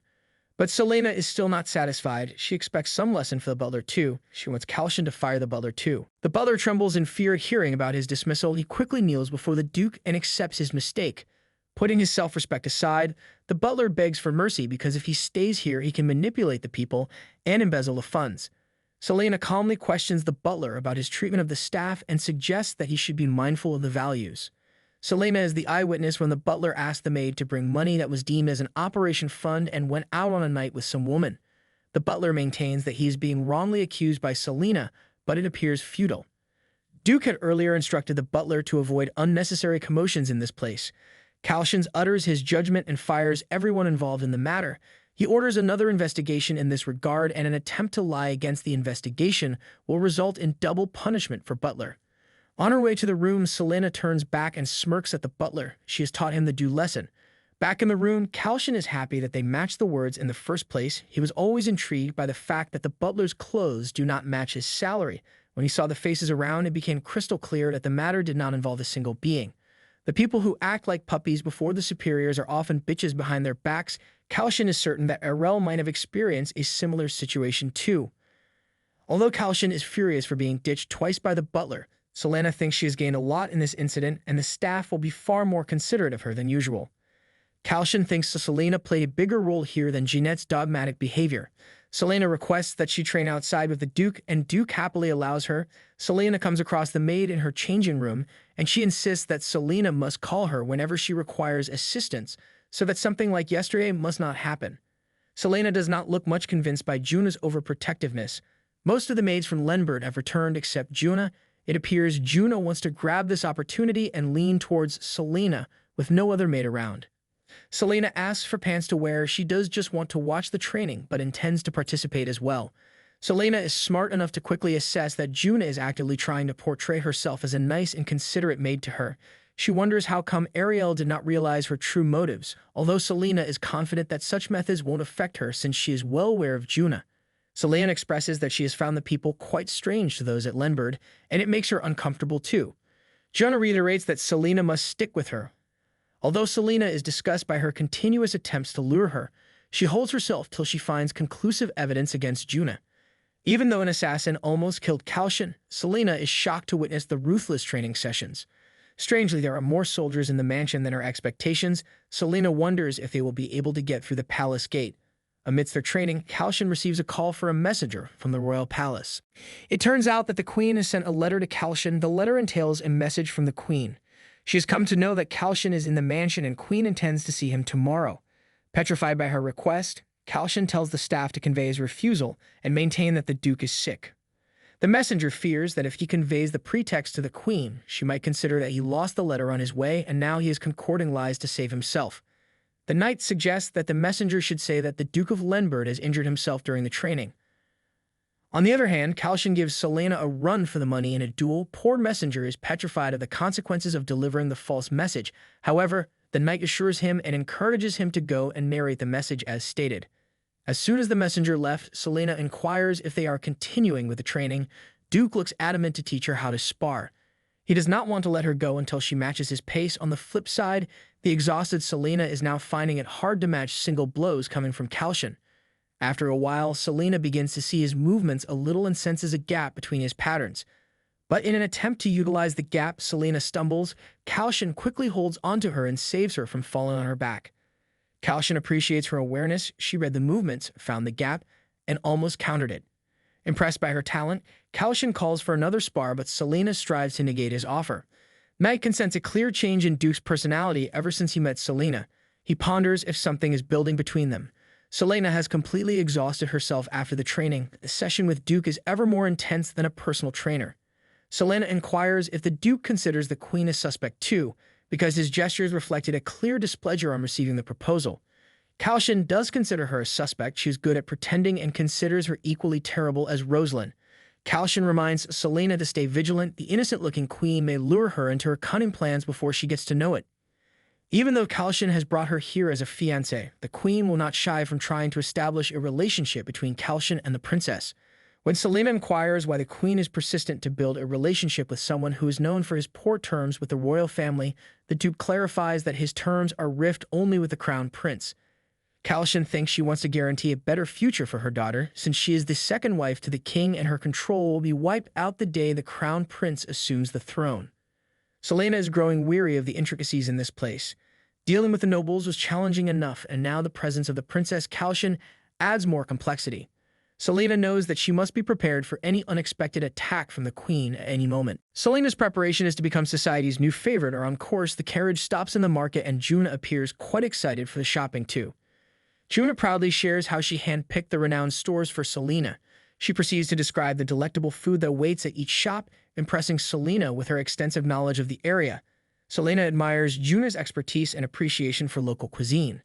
Selena impulsively probes if the maid had gone around with Ariella a lot. The maid shakes her head, and the gesture refers to how quickly Ariel's approach changed for the shopping. Initially, Ariella used to be quite shy to buy things she desired, but as time passed by, Ariella shed her shyness and rather developed an addiction to shopping. Ariel had a knack to find the things which best suited her and always preferred the famous stores. Deep inside, Selena asserts that Ariel must be crying in the afterlife. She took Juna to such expensive stores, yet the results are slander. Selena curiously inquires whether she hails from Mayong, and the maid confidently affirms. Despite hailing from Mayong, she did not have a chance to visit the stores where only aristocrats are allowed until she served as a maid in Lenberd. A friend told her about the job in Lenberd, and she pursued the journey far across her native city in search of employment.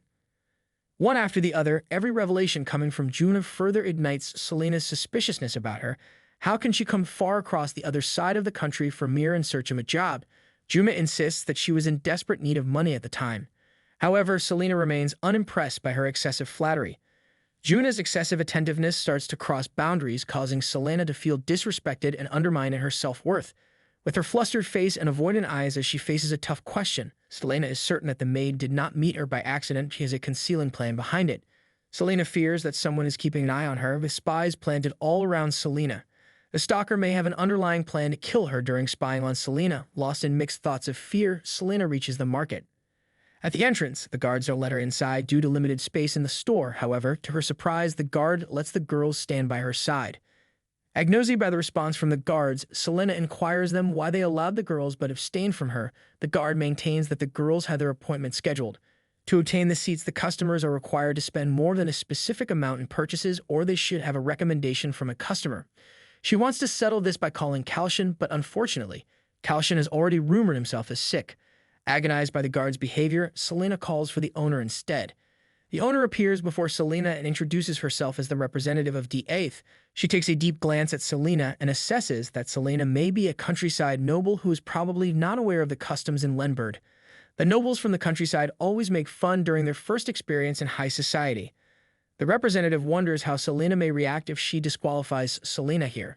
To her surprise, Selena calmly reveals that she was planning to join the Duke in the forthcoming celebration banquet, and she came to this famous store because she is considerate of the Duke's reputation. Selena turns back, anticipating how the owner may react, and as expected, the owner hurries after her and reconfirms if Selena is the much-talked guest of Duke. The owner maintains that usually they don't allow people inside without prior confirmation, but she is ready to make some exemption for Selena. The owner guides her inside, however, there are no seats available for her. Selena does not mind either. All eyes in the store are fixated on Selena, mouths agape in astonishment. Her beauty is as mesmerizing as the rumors claim. The representative brings her the design book, which is quite different from the North, but Selene still likes it. Selena wants to leave a solid impression amongst the aristocrats around. She confidently calls for buying all the dresses in the design book. The owner stares her disbelief. On top of that, all heads around Selena are turned towards her in awe. The owner attempts to offer the rates, but Selena does not seem to care a little about the rates. She asks her to send the bill to the Duke. Her next demand trembles the owner on her head. Selena has called for 10 dresses each, and the owner cannot believe her luck. She's found a cash cow in Selena. The representative shows her dresses to try. Money does change the behaviors. A while ago, she was not allowed to enter the store, and all of a sudden, her spending has made Selena the most esteemed customer of Lenbird. Selena is now in a world where money makes people dance to the tunes they desire, though it is easier to drive people with money than drive them with an impulse. Selena exists in the tri-room, flaunting her beautiful attire. The store turns out to be worth the wait. Selena's extravagant spending has certainly created an impression of a woman of great wealth, accompanied by an attitude that demands caution. Selena appears to like the attire and orders the store to prepare the dress for her. She will carry it on her return in a while. As she approaches the exit, Smith, the second son of the Shade Baron family, surprises her with his subtle approach. Smith invites Selena to join their table nearby. Selena assesses their appearance for a brief moment. It looked rather plain than the rest of the attendees, which means they are not as influential as others here, and she does not want to be counted amongst them. She politely rejects the proposal. Furthermore, their impatience to her whereabouts assert family of Shade are rather newbies in the class. Tangling up with them will create another scandal for her. She responds that Kalcion does not like her sharing details with other, therefore she is only contented to share a greeting for now. Upon their return, Selena contemplates the stark contrast in the way people approach her compared to how they used to approach Ariel. She wonders if their previous approaches were driven by flirting, while their current approaches seem solely based on her outward beauty. May calls Ariel an attention seeker. She always aspired to lure men. Selena senses a clear shift in Juna's remarks about Ariel. At first she deemed her as gloomy, and now she refers to Ariel as flirty and an attention seeker. Selena probes if Ariel received a different treatment than her since she was the fiancée of the Duke. Juna replies that Ariella went through the same struggle, till she purchased 5 dresses and earned herself an entrance. Selena's expectation is right. Juna does know about Ariel's rejection. Juna asks Selena to visit Simeon, but Selena wants to rest for a while and heads into the flower shop nearby. Meanwhile, she asks Juna to go out and look for the empty spaces, if any. An hour later, Juna utters that there is merely one store empty nearby. However, she has not been there ever and does not recommend Selena either. Selena asserts that the maid might have done something to Ariel as well. Juna is a cunning companion. Maybe she is doing this all to discourage Selena, but she does not seem affected at all. With the information Selena gathered up till now, she is confident that Ariel is a timid scapegoat.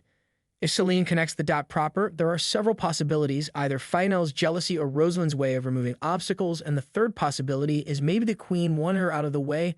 Maybe the prince did this as he is wary of Kalcion. Fifth is the possibility of fractional crime nearby, and the last is maybe she discovered information which she was not bound to discover. The servant Ender his tall thoughts and hands over the urgent message received from the Duke.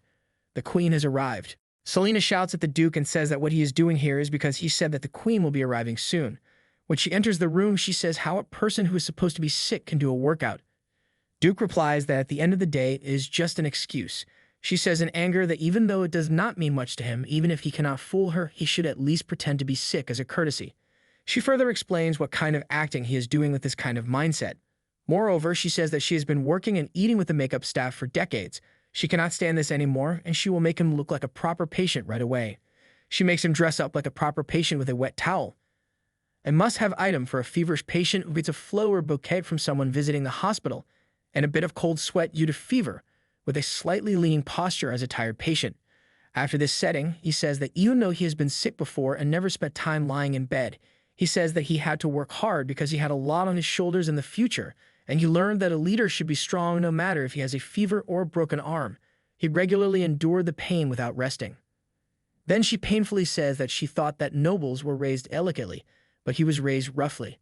Later, she consoles him because it is like a heartfelt letter to little Gioni, who must have lived a hard life. Duke asks her if she is feeling tired right now, and he replies that yes, and she has been up and about since this morning. Duke asks her to sleep for a while, and he will wake her up if there is any news about her arrival. Selena gets to sleep before saying please wake her up after 5 minutes, and Duke is watching her constantly and thinks that it is amusing to see her fall asleep so quickly every time. Suddenly, a servant comes into the room and says that the queen has arrived. The Duke moves towards Selena, gets close to her, and says that he is very sick and asleep in his room. At the same moment, she wakes up, says that she must be careful about the time, and asks him why he did not wake her up. They both get up, make themselves ready, and allow the queen to come in. The queen comes in with her daughter and admires Selena's beauty. But Selena feels suspicious about her appearance and gets afraid of her. Queen says to Selena that it is obvious that she is wary, and she asks why she is so scared to see her. She frankly says to her that she is afraid that she might kill her.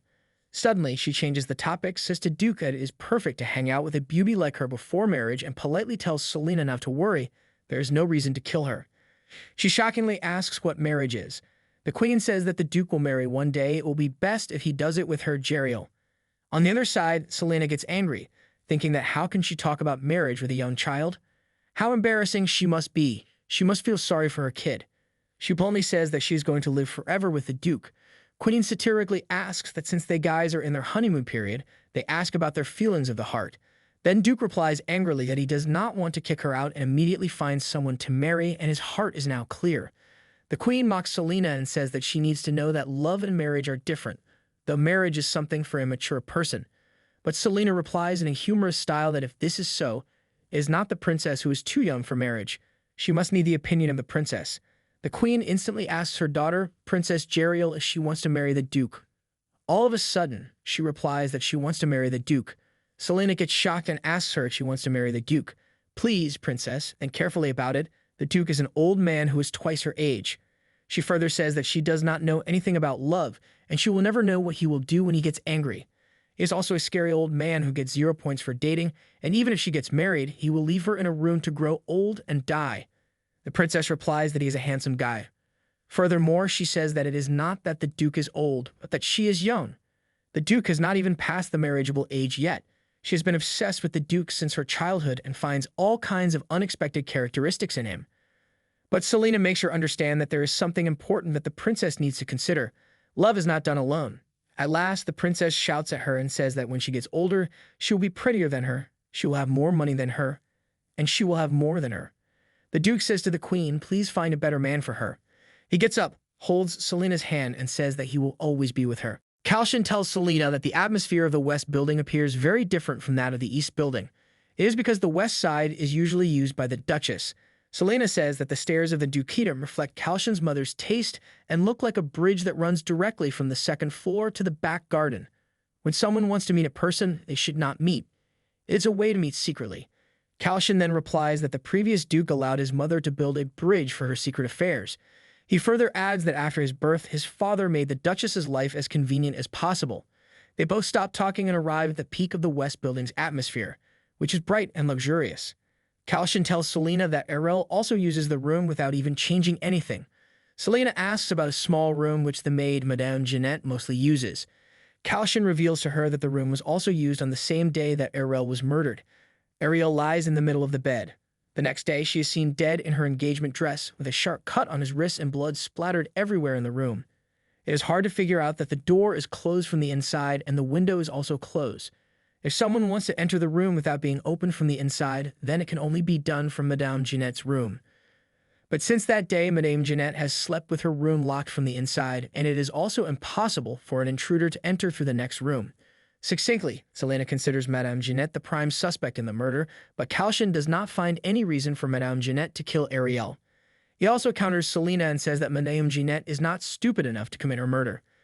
On the other hand, Kalcion asks Selena if she has experienced anything bad. She shares with him that it seems the whole world hates him, and that she does not have a place in this world. She further says that she is cursed by people she has never seen before. In addition, she is dragged into scandals and rumors with people she has never met. Eventually, she endures, holds up everything, and finally ends up winning. Kalcion inadvertently tells Selena that he has never killed anyone personally, but there are times when there is an inevitable battle between territories. He tries to console Selena by saying that she does not need to endure anything since she has him in this world. A day later, Selena shares an apology letter with Kalcion, in which it is mentioned that the modification cannot proceed. The queen says that Selena is thick-skinned and questions how she can come all the way there. Selena's face turns angry because she does not think that this is the place to live since the queen is there. The queen replies that she does not know how to cherish her life. Furthermore, the queen thinks Selena knows how to confidently repeat things over and over. The queen grabs her to continue talking to her. Selena asks Lisa and Haley to help her, but the queen inhibits them from following her and instructs them to wait there. The queen intimidates them, and if they both carelessly decide to follow and listen to what she and Selena are talking about, she does not know what can happen to them if they keep their mouths shut. The queen inquires from Selena about Ariel's death. The queen thinks Selena keeps threatening her, and it sounds like if she does not stop being near Kalcion, she's going to die like Ariel. Selena replies, how can she understand the mind of a dead person? If she even does so, she does not think she will say anything. After the argument, the queen lets Selena go. It is crystal clear that she knows something, but the key is how to pressure her to tell the story from now on. Later on, Selena says to the queen that she is sincere about the Duke's excellence. However, the queen tells her that whether she is sincere or not, there is no change in the fact that the Duke is her. Selena labels the queen a bad bitch. The queen counters her and at the same time calls Selena a bad bitch. Moreover, Selena says it is annoying whenever she gets involved with the queen, and even though she is not bad compared to her, she is kind. On the other hand, the queen agrees with Selena, but glorifies her daughter, Fionel, on top of the level of cuteness. Society is swarmed by so many strong-willed people. The queen and the princess enter the dukedom and are welcomed by the staff there. Ariel, who lives peacefully, is targeted and insulted by individuals who want to look good, according to the queen. The queen says it does not make sense to fight with them when she is unfairly outnumbered. It is a play that Rosalind has made to achieve that. The queen tells the princess that if she has entered the dukedom, she needs to live quietly. At the same time, Kalcion makes his presence known and reveals that he has heard something that he should not have heard. At a party, he says to Selena that he came because he was worried about her being alone there. He announces there that Selena is the guest of Lenbird and he invited her. A girl at a party tells him that he has never introduced her as a guest, which is why she has only remembered her as his woman. Duke replies that it looks like her father gives everything he has to the government. Moreover, he says that he did not bring Selena to be a woman to warm his bed. His feelings towards her are sincere and loyal. He warns everyone that all the guys should treat Selena seriously. He sits with her and says that he is angry because seeing one of his people being treated like that, he cannot be mad like this. Moreover, he says that he already did not feel good about the note they received this morning, and she also looks nervous. Do not hold back and endure it from now on. So she was listening to all that crap before that. She replies to him that she needs to do that to fight or do something to enter society, asks about the reason for her presence here, and has to search for the perpetrator who hurt Ariel. Duke says to her that there is no need for her to experience the same thing again. At the end of the day, she and Ariel are two different people, looking for another way to enter society because he does not want his people to be humiliated in a place without him. However, the trace of Ariel is clear through the last assassination attempt. It does not matter what kind of person she is. It is the fact that she is his wife, and it is only the second time that they are looking for the perpetrator. He allows her to do whatever she wants. She thinks that she has gotten used to being cursed and criticized without reason. She thinks that she has gotten used to it from her long acting career. She thinks that she will handle it, but in reality, she cannot do it from the past up until now because she too had a hard time. Suddenly, Duke comes towards her, hugs her, and says, "Calm down quickly." She says that she cannot believe he has seen through her like this, taking her life as an actress in vain. She feels happy and thinks that it was worth it to get cursed today because they had a good harvest. She feels thankful to him as he saved her when she was in an emergency. Now people will think that the Duke of Lenbird is sincere with Selena and believe it. Kalcion corrects Selena that he is sincere for her. Selena takes a dig at him that Kalcion was also sincere with Ariel too. Although they are in a contractual relationship, Selena still ponders if Kalcion is interested in her and if they will get married. She does not expect Kalcion to confess his love so suddenly. Selena composes herself and responds to Kalcion that they belong to different worlds and someday she has to return, although she still has undone businesses in this world too. Therefore, she thanks Kalcion for his feelings. When Kalcion acts shocked upon hearing about marriage, Selena swiftly reminds him of his own words. She recounts how Kalcion confesses with his mouth about thinking to marry Selena in front of all the people. Selena tells him not to be embarrassed. It was bound to happen after they have improved their acting skills. It's just that Kalcion said it in advance. Selena inquires if Kalcion did not mean to confess marriage, then what did he mean by sincerity? Kalcion clarifies that he has spent so many memories with Selena, and by sincerity, he means he does not think of her as a disposable person. And if she desires to stay in this world, Kalcion is ready to help her both financially and mentally. It also includes that he does not want to hurt Selena during this job. Moreover, Kalcion is also sincere about her swordsmanship. Kalcion offers to help her raise her skill, but Selena denies the proposal. Selena fears that if she learns from the Duke, it will end her hobby and she does not desire to choose the hard path. Kalcion reiterates his offer, but Selena is firm on her decision. On their way back, Kalcion invites Selena for shopping. Selena is also excited to spread rumors that Duke of Lenbert is dating Selena. Selena recommends the dessert cafe nearby, which Juna recommended to her a while ago. In the cafe, the manager panics to welcome such esteemed guests at his cafe, and he quickly orders to ready his best table for the Duke. Selena asserts that treatment with the Duke is entirely different. When she came here with Juna, they were completely ignored by the cafe management.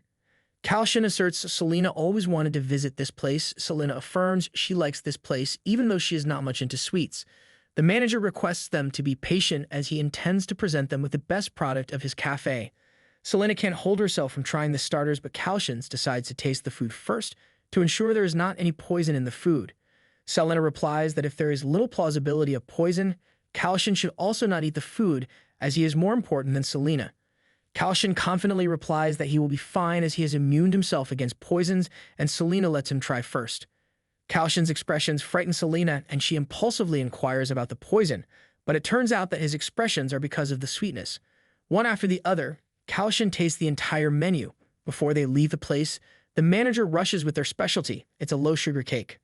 As expected, the cake turns out to be worth the wait. Kalcion's face turns red when Selena uses his spoon for the cake.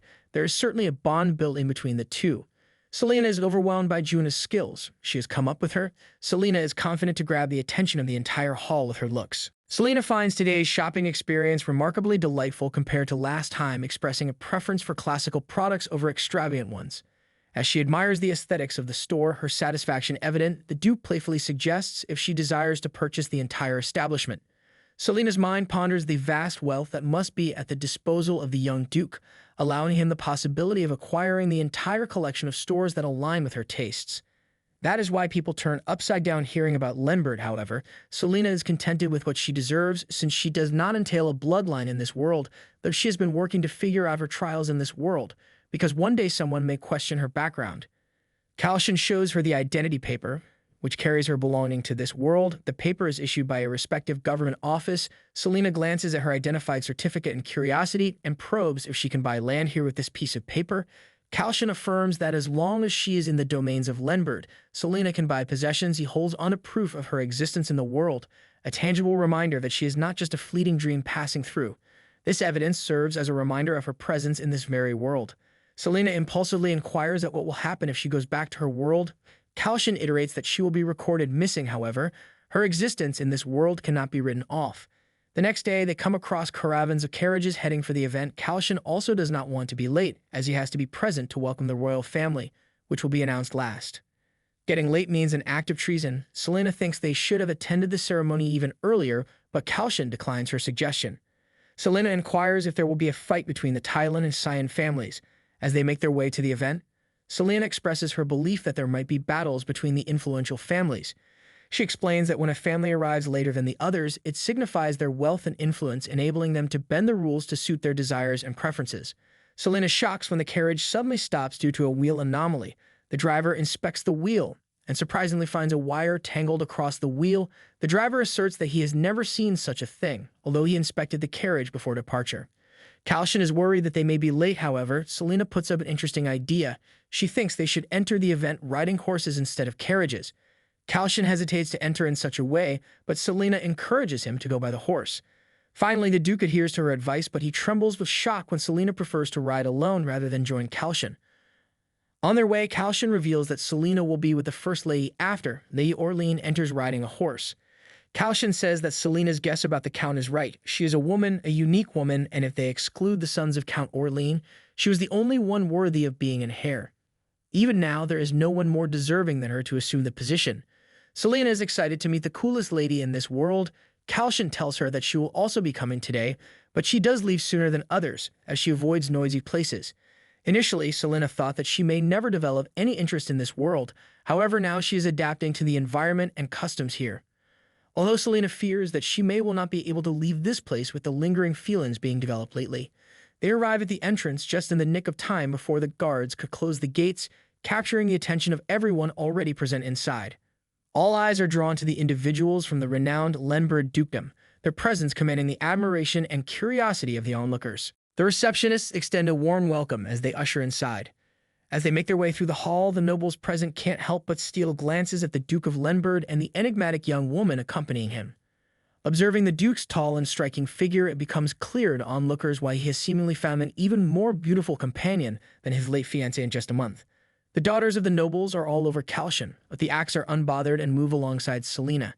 Fionel anxiously ponders about the carriage as she did not see him coming by his carriage. Fionel asks Kalcion for the dance, but Selena interrupts at the right moment and abstains Fionel.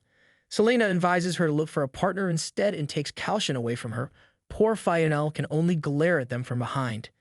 Kalcion hopes there will be no more touching moments for them. However, Selena maintains that she is fine with it for today, as she is here to win if Rosalind comes between. But before she could complete the sentence, Rosalind joins their conversation. Rosalind has probably heard Selena and knowingly asks if they are talking about her. Selena quickly backtracks and tries to cover up her previous words, responding that she was merely curious to see Rosalind. However, Rosalind completely disregards Selena's remark and instead inquires about Kalcion's well-being.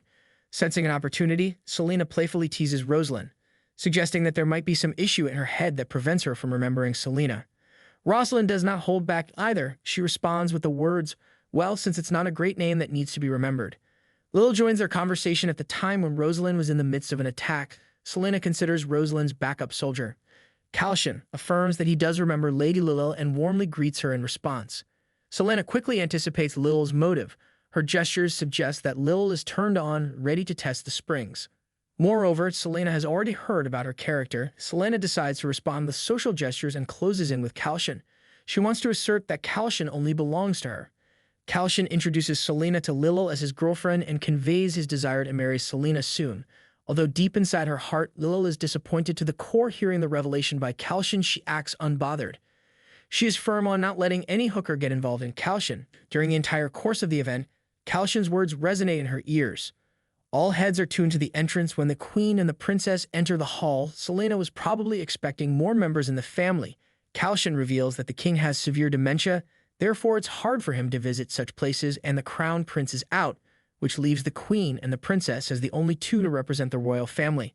Selena fears with the king's present health, the throne may get into the hands of the wrong person. Kalcion further reveals that the matters of state are divided between the crown prince and the queen. Crown prince handles matters outside the court, while the queen is tasked to handle the matters inside the court. Moreover, the crown bears a notorious personality, therefore he has so many enemies lurking around him. Kalcion is not pleased when Selena tries to compare him to the crown prince, who not only has a bad personality, but is short-tempered too. The princess is sore to his eyes, and with his tired personality, he will not bear a competitor to his throne. However, the event will begin without waiting for the prince any further, as the queen is already here. The queen announces the royal family's dance. However, she excuses herself to participate due to her poor health, though the princess takes her place in the dance. Suddenly, Selena grabs Kalcion's hand and drags him out. Selena harbors a deep fear that the queen might inadvertently call out his name instead of a member of her own family. The queen's voice echoes through the room, inadvertently uttering Kalcion's name instead of the intended family member. Selena also does not want anyone to spread the slightest rumor about Kalcion and the princess. Amidst her fears, Selena did not realize that she came too close to Kalcion, as he can feel her breath on his neck. As Selena attempts to pull herself back, Kalcion gently encourages her, drawing her closer and enveloping her in a warm embrace. Sensing her discomfort, Selena quickly offers an excuse, suggesting that the dance must have concluded and it is time to return inside. With a gentle release, she frees herself from Kalcion's embrace.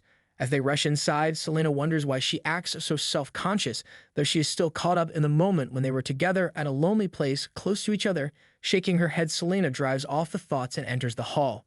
Kalcion is much of a celebrity amongst the nobles. The nobles approach him, probing his well-being, one after the other. The man Kalcion is so considerate about turns out to be Baron Xian, Ariella's father. Baron requests a moment in the private to discuss something.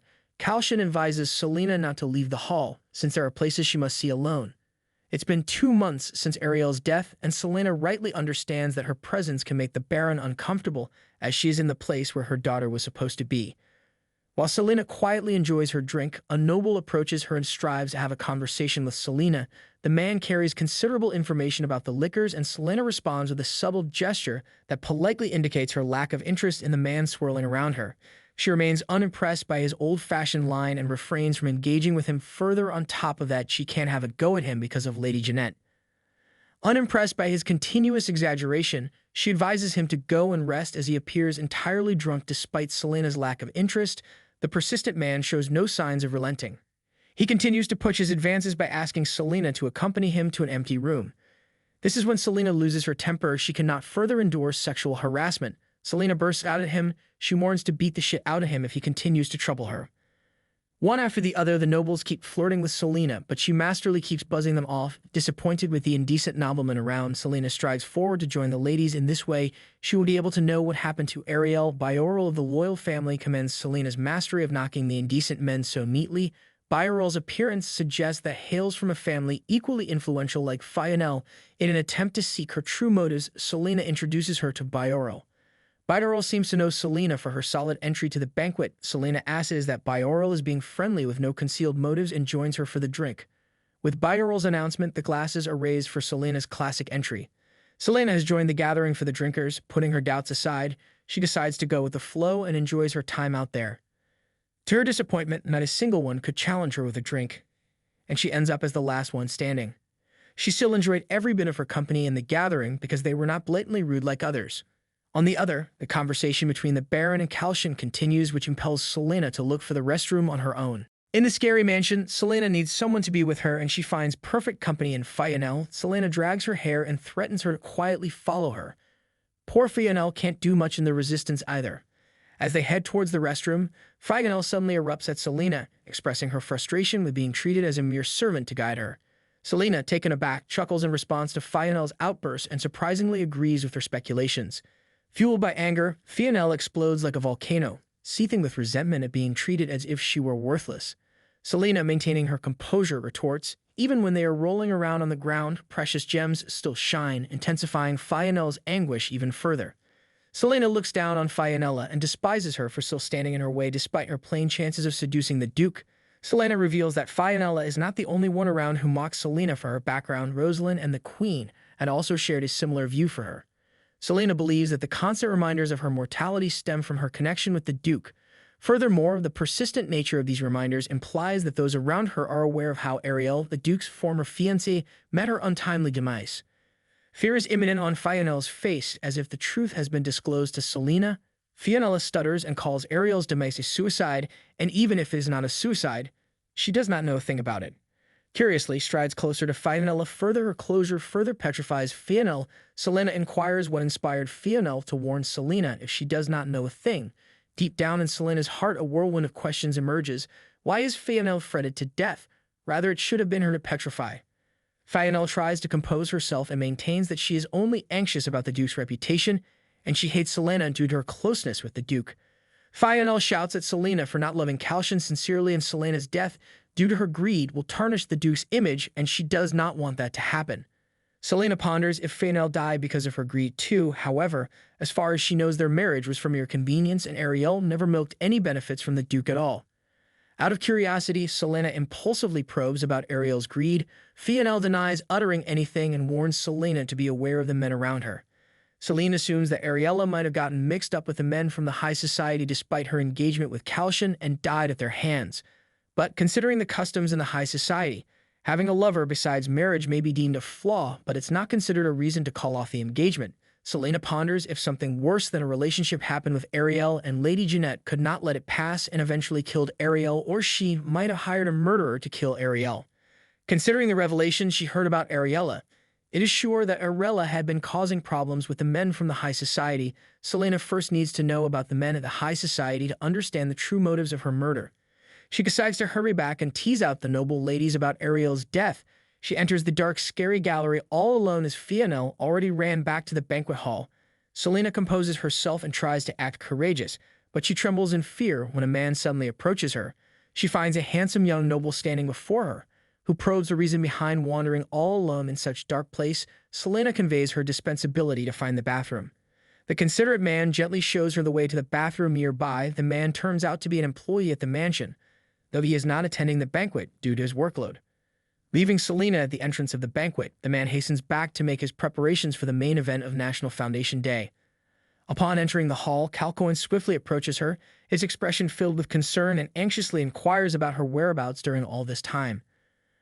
All heads are towards the crown prince entering the hall. Selena flips her head when she realizes that the man who escorted her moments before is the crown prince himself. Today marks the 3000th anniversary of Ikline. The crown prince raises his drink high in the air, intending to lift Ikline to its former glories and punish the forces coming his way. His tone resonates with a sense of confidence, almost as if he is already envisioning himself as the future king of Ikline, and the cheers of Ikline supporters echo throughout the mansion. The crown prince's growing influence raises eyebrows for Kalcion and Selena. When Kalcion inquires about Selena, she accepts that she met the crown prince earlier and the prince was kind enough to help her reach the banquet hall safely. Kalcion cannot believe his ears. A man who is accused of assassinating his servant because he annoyed him has been so kind to Selena. Selena does not believe in his speculations. Her experience with the crown prince has been entirely opposite. Moreover, no matter what his personality might be in reality, she cannot deny the fact that the crown prince looks extremely handsome. Kalcion is not pleased with her continuous iterations of the word handsome for the prince. Finding amusement in Kalcoin's sulking behavior, Selena decides to uplift his spirits with some encouraging words. She playfully compliments him, stating that he is even more handsome than the crown prince himself. Kalcion suggests that they should dance as everyone is watching them in anticipation, and Selena agrees. Kalcoin embraces her tenderly as they gracefully showcase their moves to the rhythm of the music.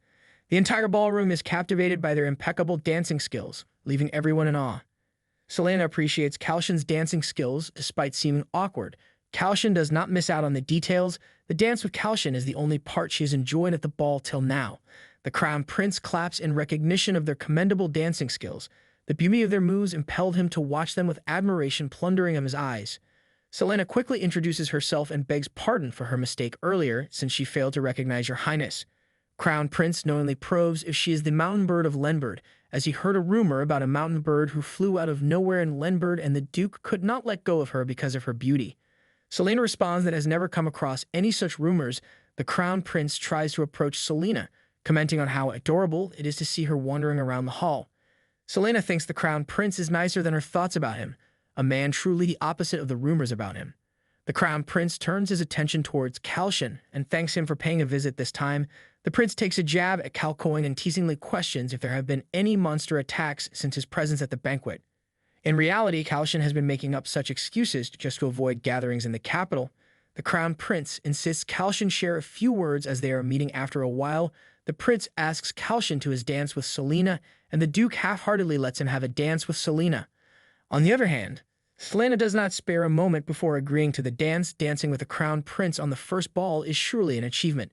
Poor Kalcion can't do anything but glare the Crown Prince in wrath. When Selena inquires about the motives, the prince blatantly denies any intention to use Selena for instigating Kalcion. The Crown Prince comments that Selena did not choose the right man for her and that life at Lenbird is not something she deserves. Shockingly, the prince proposes Selena to choose him over the Duke, and it will make her even more famous than her relationship with the Duke. With his skill in mind reading, the prince accurately discerns the shift in Selena's perception of him as she learns of his true identity as the Crown Prince. Sensing an opportunity, he confidently approaches Selena and whispers compliments about her beauty. Selena, taken aback by the sudden change in the prince's behavior and unsure of his intentions, feels a sense of confusion. In the dazzling ballroom, Selena finds herself caught in a whirlwind of emotions as an unexpected encounter unfolds with the enigmatic Crown Prince. The episode begins with Selena's thoughts and doubts consuming her, questioning the true intentions behind the prince's sudden attention. Selena is puzzled, contemplating whether the Crown Prince suspects her or if he possesses crucial information related to the case. As she engages in conversation with the Crown Prince, she starts to question his true nature and whether his reputation as a ruthless prince is accurate. Confused, Selena wonders if the Crown Prince's advances are a mere facade or if there's something deeper behind his charming demeanor. She questions his motives, contemplating whether he is being nice to her because he suspects her involvement with Kalcion. The rumors that Selena has spread about her ability to captivate the heart of the Duke weigh heavily on her mind. She reflects on their impact as many people have fallen for the deception. However, the Crown Prince's genuine interest leaves her wondering if he truly knows her true identity. Curious about Selena's background, the Crown Prince inquires about her whereabouts, mentioning that he has only heard rumors and knows little about her. Selena is taken aback by his innocence and ponders her next move, aware of her position as a commoner attending a ball for the first time. As Selena contemplates the Crown Prince's true intentions, she questions the connection between his actions and the ongoing case. She wonders if his advances toward her hold a deeper significance, leading her to consider his potential involvement. Selena realizes the importance of understanding the Crown Prince's true nature and motives. She recognizes him as the greatest threat and contemplates the significance of his behavior. If he acts similarly toward other women, it could be a vital clue to unraveling the mysteries of the case. After the ball, Selena and Kalcion discuss their findings, reflecting on the significance of Juna's behavior and the clues left by other characters. They recognize the importance of considering perspectives from those who were friendly toward Erel, as they may hold valuable insights. Selena's curiosity is piqued when Kalcion mentions his conversation with Baron Zeon. They both acknowledge the need to consider the various characters' motivations and piece together the puzzle surrounding them. As they delve deeper into their investigation, Selena and Kalcion contemplate the truth behind the rumors and conflicting testimonies. They discuss the importance of remaining cautious of the Crown Prince's involvement while also paying attention to the clues left by Lady Jeanette and Juna. Their discussion takes an unexpected turn when Selena notices Juna's suspicious behavior. Recognizing the potential significance, Selena suggests discreetly following her, hoping that it will lead them to a crucial clue or provide insights into the identity of the culprit. With determination in their hearts, Selena and Kalcion trail Juna, eager to unravel the mysteries surrounding Erel's case and bring the truth to light. In a vibrant town, a lively festival is in full swing, captivating the hearts of all who partake in its festivities. Among the throngs of celebratory attendees, two figures disguised in elaborate costumes, Selena and Kalcion, weave their way through the bustling streets with grace and subtlety, concealing their true intentions from prying eyes. As they navigate the jubilant atmosphere, a question arises in their minds. Should they retreat into a secluded alley to avoid drawing undue attention while dressed in their conspicuous attire? Selena contemplates the potential awkwardness of their sudden disappearance, aware that their elaborate disguises might raise suspicion. Acknowledging the validity of her concern, Kalcion proposes an alternative approach. They should assume the personas of a couple deeply in love, seeking privacy away from the prying gazes of the crowd. With a mischievous glitter in her eye, Selena suggests they act as passionate lovers, overcome with excitement and an unquenchable desire to be close to each other. In a display of playful affection, they embrace, their performance eliciting a mix of amusement, annoyance, and disapproval from the surrounding onlookers. As they eagerly await the coveted invitation, Selena's frustration grows when contemplating their primary suspect, a woman whose unpredictable behavior tests their patience. Despite possessing a wealth of knowledge, she insists on following her own path, deviating from Selena's meticulously devised plans. Kalcion keenly observes Selena's mounting exasperation and endeavors to uncover a potential weakness in their suspect's armor. However, to their surprise, a woman appears invulnerable, navigating life with a boldness that defies expectation. Selena's frustration deepens as she ponders the origins of this audacious figure who disrupts their carefully constructed strategy. In a moment of self-reflection, Selena realizes the importance of maintaining composure. She understands that allowing personal grievances to cloud her judgment could jeopardize their mission. With steely determination, she resolves to set aside her frustrations, embracing the professionalism required for the task at hand. She recognizes the significance of this mission and refuses to let her temper impede their progress. Their conversation takes a turn toward the suspect's influence over the Duke, their primary target. Selena and Kalcion exchange information about recent changes in the household staff, orchestrated by the suspect herself. Astonishingly, the Duke has fallen under her spell, leaving Selena and Kalcion astounded by the extent of her power. Whispers ripple through the town, speculating about the allure she possesses. Men flock to her side, enchanted by her charm, while she remains seemingly oblivious to their advances. Selena recalls the transformation of another woman, Erel, who initially trembled at the touch of a man but succumbed to the temptations of the world. Will history repeat itself? As they plan their next move, Selena suggests a strategic meeting point for the upcoming tea party, a cosmetic store that will afford them a vantage point to observe the suspect's actions. Kalcion readily agrees, understanding the importance of meticulous observation. In this moment, they set aside thoughts of danger and uncertainty, allowing themselves to be swept up in the joyous atmosphere of the festival. They decide to savor the festivities, immersing themselves fully in the celebration, creating treasured memories along the way. Unbeknownst to Selena and Kalcion, their intricate game of seduction and the web of secrets they navigate are slowly unraveling, inching them closer to the truth. Little do they know that each step they take brings them nearer to the heart of the mystery they seek to unravel. As the episode nears its conclusion, the stage is set for the next chapter of their enthralling journey. Selena and Kalcion find themselves in an awkward predicament. Selena proposes the idea of practicing kissing every day, a suggestion that leaves Kalcion flustered and hesitant. The notion of a real kiss feels embarrassing to him, but Selena insists on the importance of physical touch, especially after the incident during a previous operation. Reluctantly, Kalcion agrees and they begin their practice. Selena demonstrates by showering him with kisses all over his face, aiming to desensitize him to physical contact. However, when they find themselves in a cozy bedroom with flickering candles, Kalcion's self-awareness impedes their progress. The intimate setting makes him uncomfortable, causing him to hesitate. Apologizing, Kalcion requests to postpone the practice for another time. Selena understands his unease and agrees to his request. The moment passes, leaving them with unresolved tension between them. Meanwhile, Selena decides to step out and investigate further. She encounters the father of Errol, the deceased girl she has replaced. The man's cold attitude surprises Selena as he shows little remorse over his daughter's death. Their conversation takes a dark turn as he reveals his obsession with money and blames Errol for squandering his potential fortune. Deeply unsettled by the encounter, Selena returns home with a heavy heart. She confides in Kalcion, sharing her thoughts and the unsettling nature of the aristocratic society they are entangled in. The lack of empathy and disregard for human life weighs heavily on her. As Selena contemplates the possibility of her own death, she questions whether Kalcion would even mourn her loss. To her surprise, Kalcion confesses that he felt furious and uneasy when she was nearly assassinated. The incident stirred a mix of emotions within him, much like seeing an injured soldier but with a deeper impact. Their conversation is interrupted by Diane, who brings important news. He informs Selena and Kalcion that they have successfully tracked down the maid, Juna, and discovered her true family background. Selena finds herself faced with the decision of which tea party to attend. Seeking advice, she consults Juna, who suggests choosing the Heiss family's tea party. Despite Lil's negative encounter with the Heiss family's daughter at the ball, Juna believes that the gathering presents a better opportunity to make acquaintances. Taking Juna's advice into consideration, Selena decides to attend the Heiss family's tea party. She seeks guidance from Lady Jeanette on proper etiquette and preparations. Lady Jeanette advises Selena to act similarly to how she did at the palace ball, suggesting that as long as she maintains the basic etiquette she has learned, the tea party will be manageable.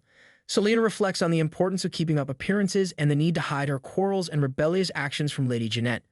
While Lady Jeanette may hold valuable information regarding Errol's death, Selena decides not to press the matter further at this time. With Lady Jeanette's guidance and a helpful tip about hidden codes or signs in the invitations, Selena feels more confident about attending the tea party. She dons a beautiful dress chosen by Lady Jeanette and prepares to make a grand entrance. Meanwhile, Kalcion expresses admiration for Selena's appearance and wishes her well. He playfully requests a goodbye kiss, reminding Selena of their intimate moments together. With a mix of determination and a touch of nervousness, Selena sets off for the tea party, accompanied by her bodyguards. As Selena arrives at the tea party, she realizes it is her first official event without Kalcion by her side. Despite this, she gains confidence from the presence of her bodyguards and assures herself that she can handle the situation.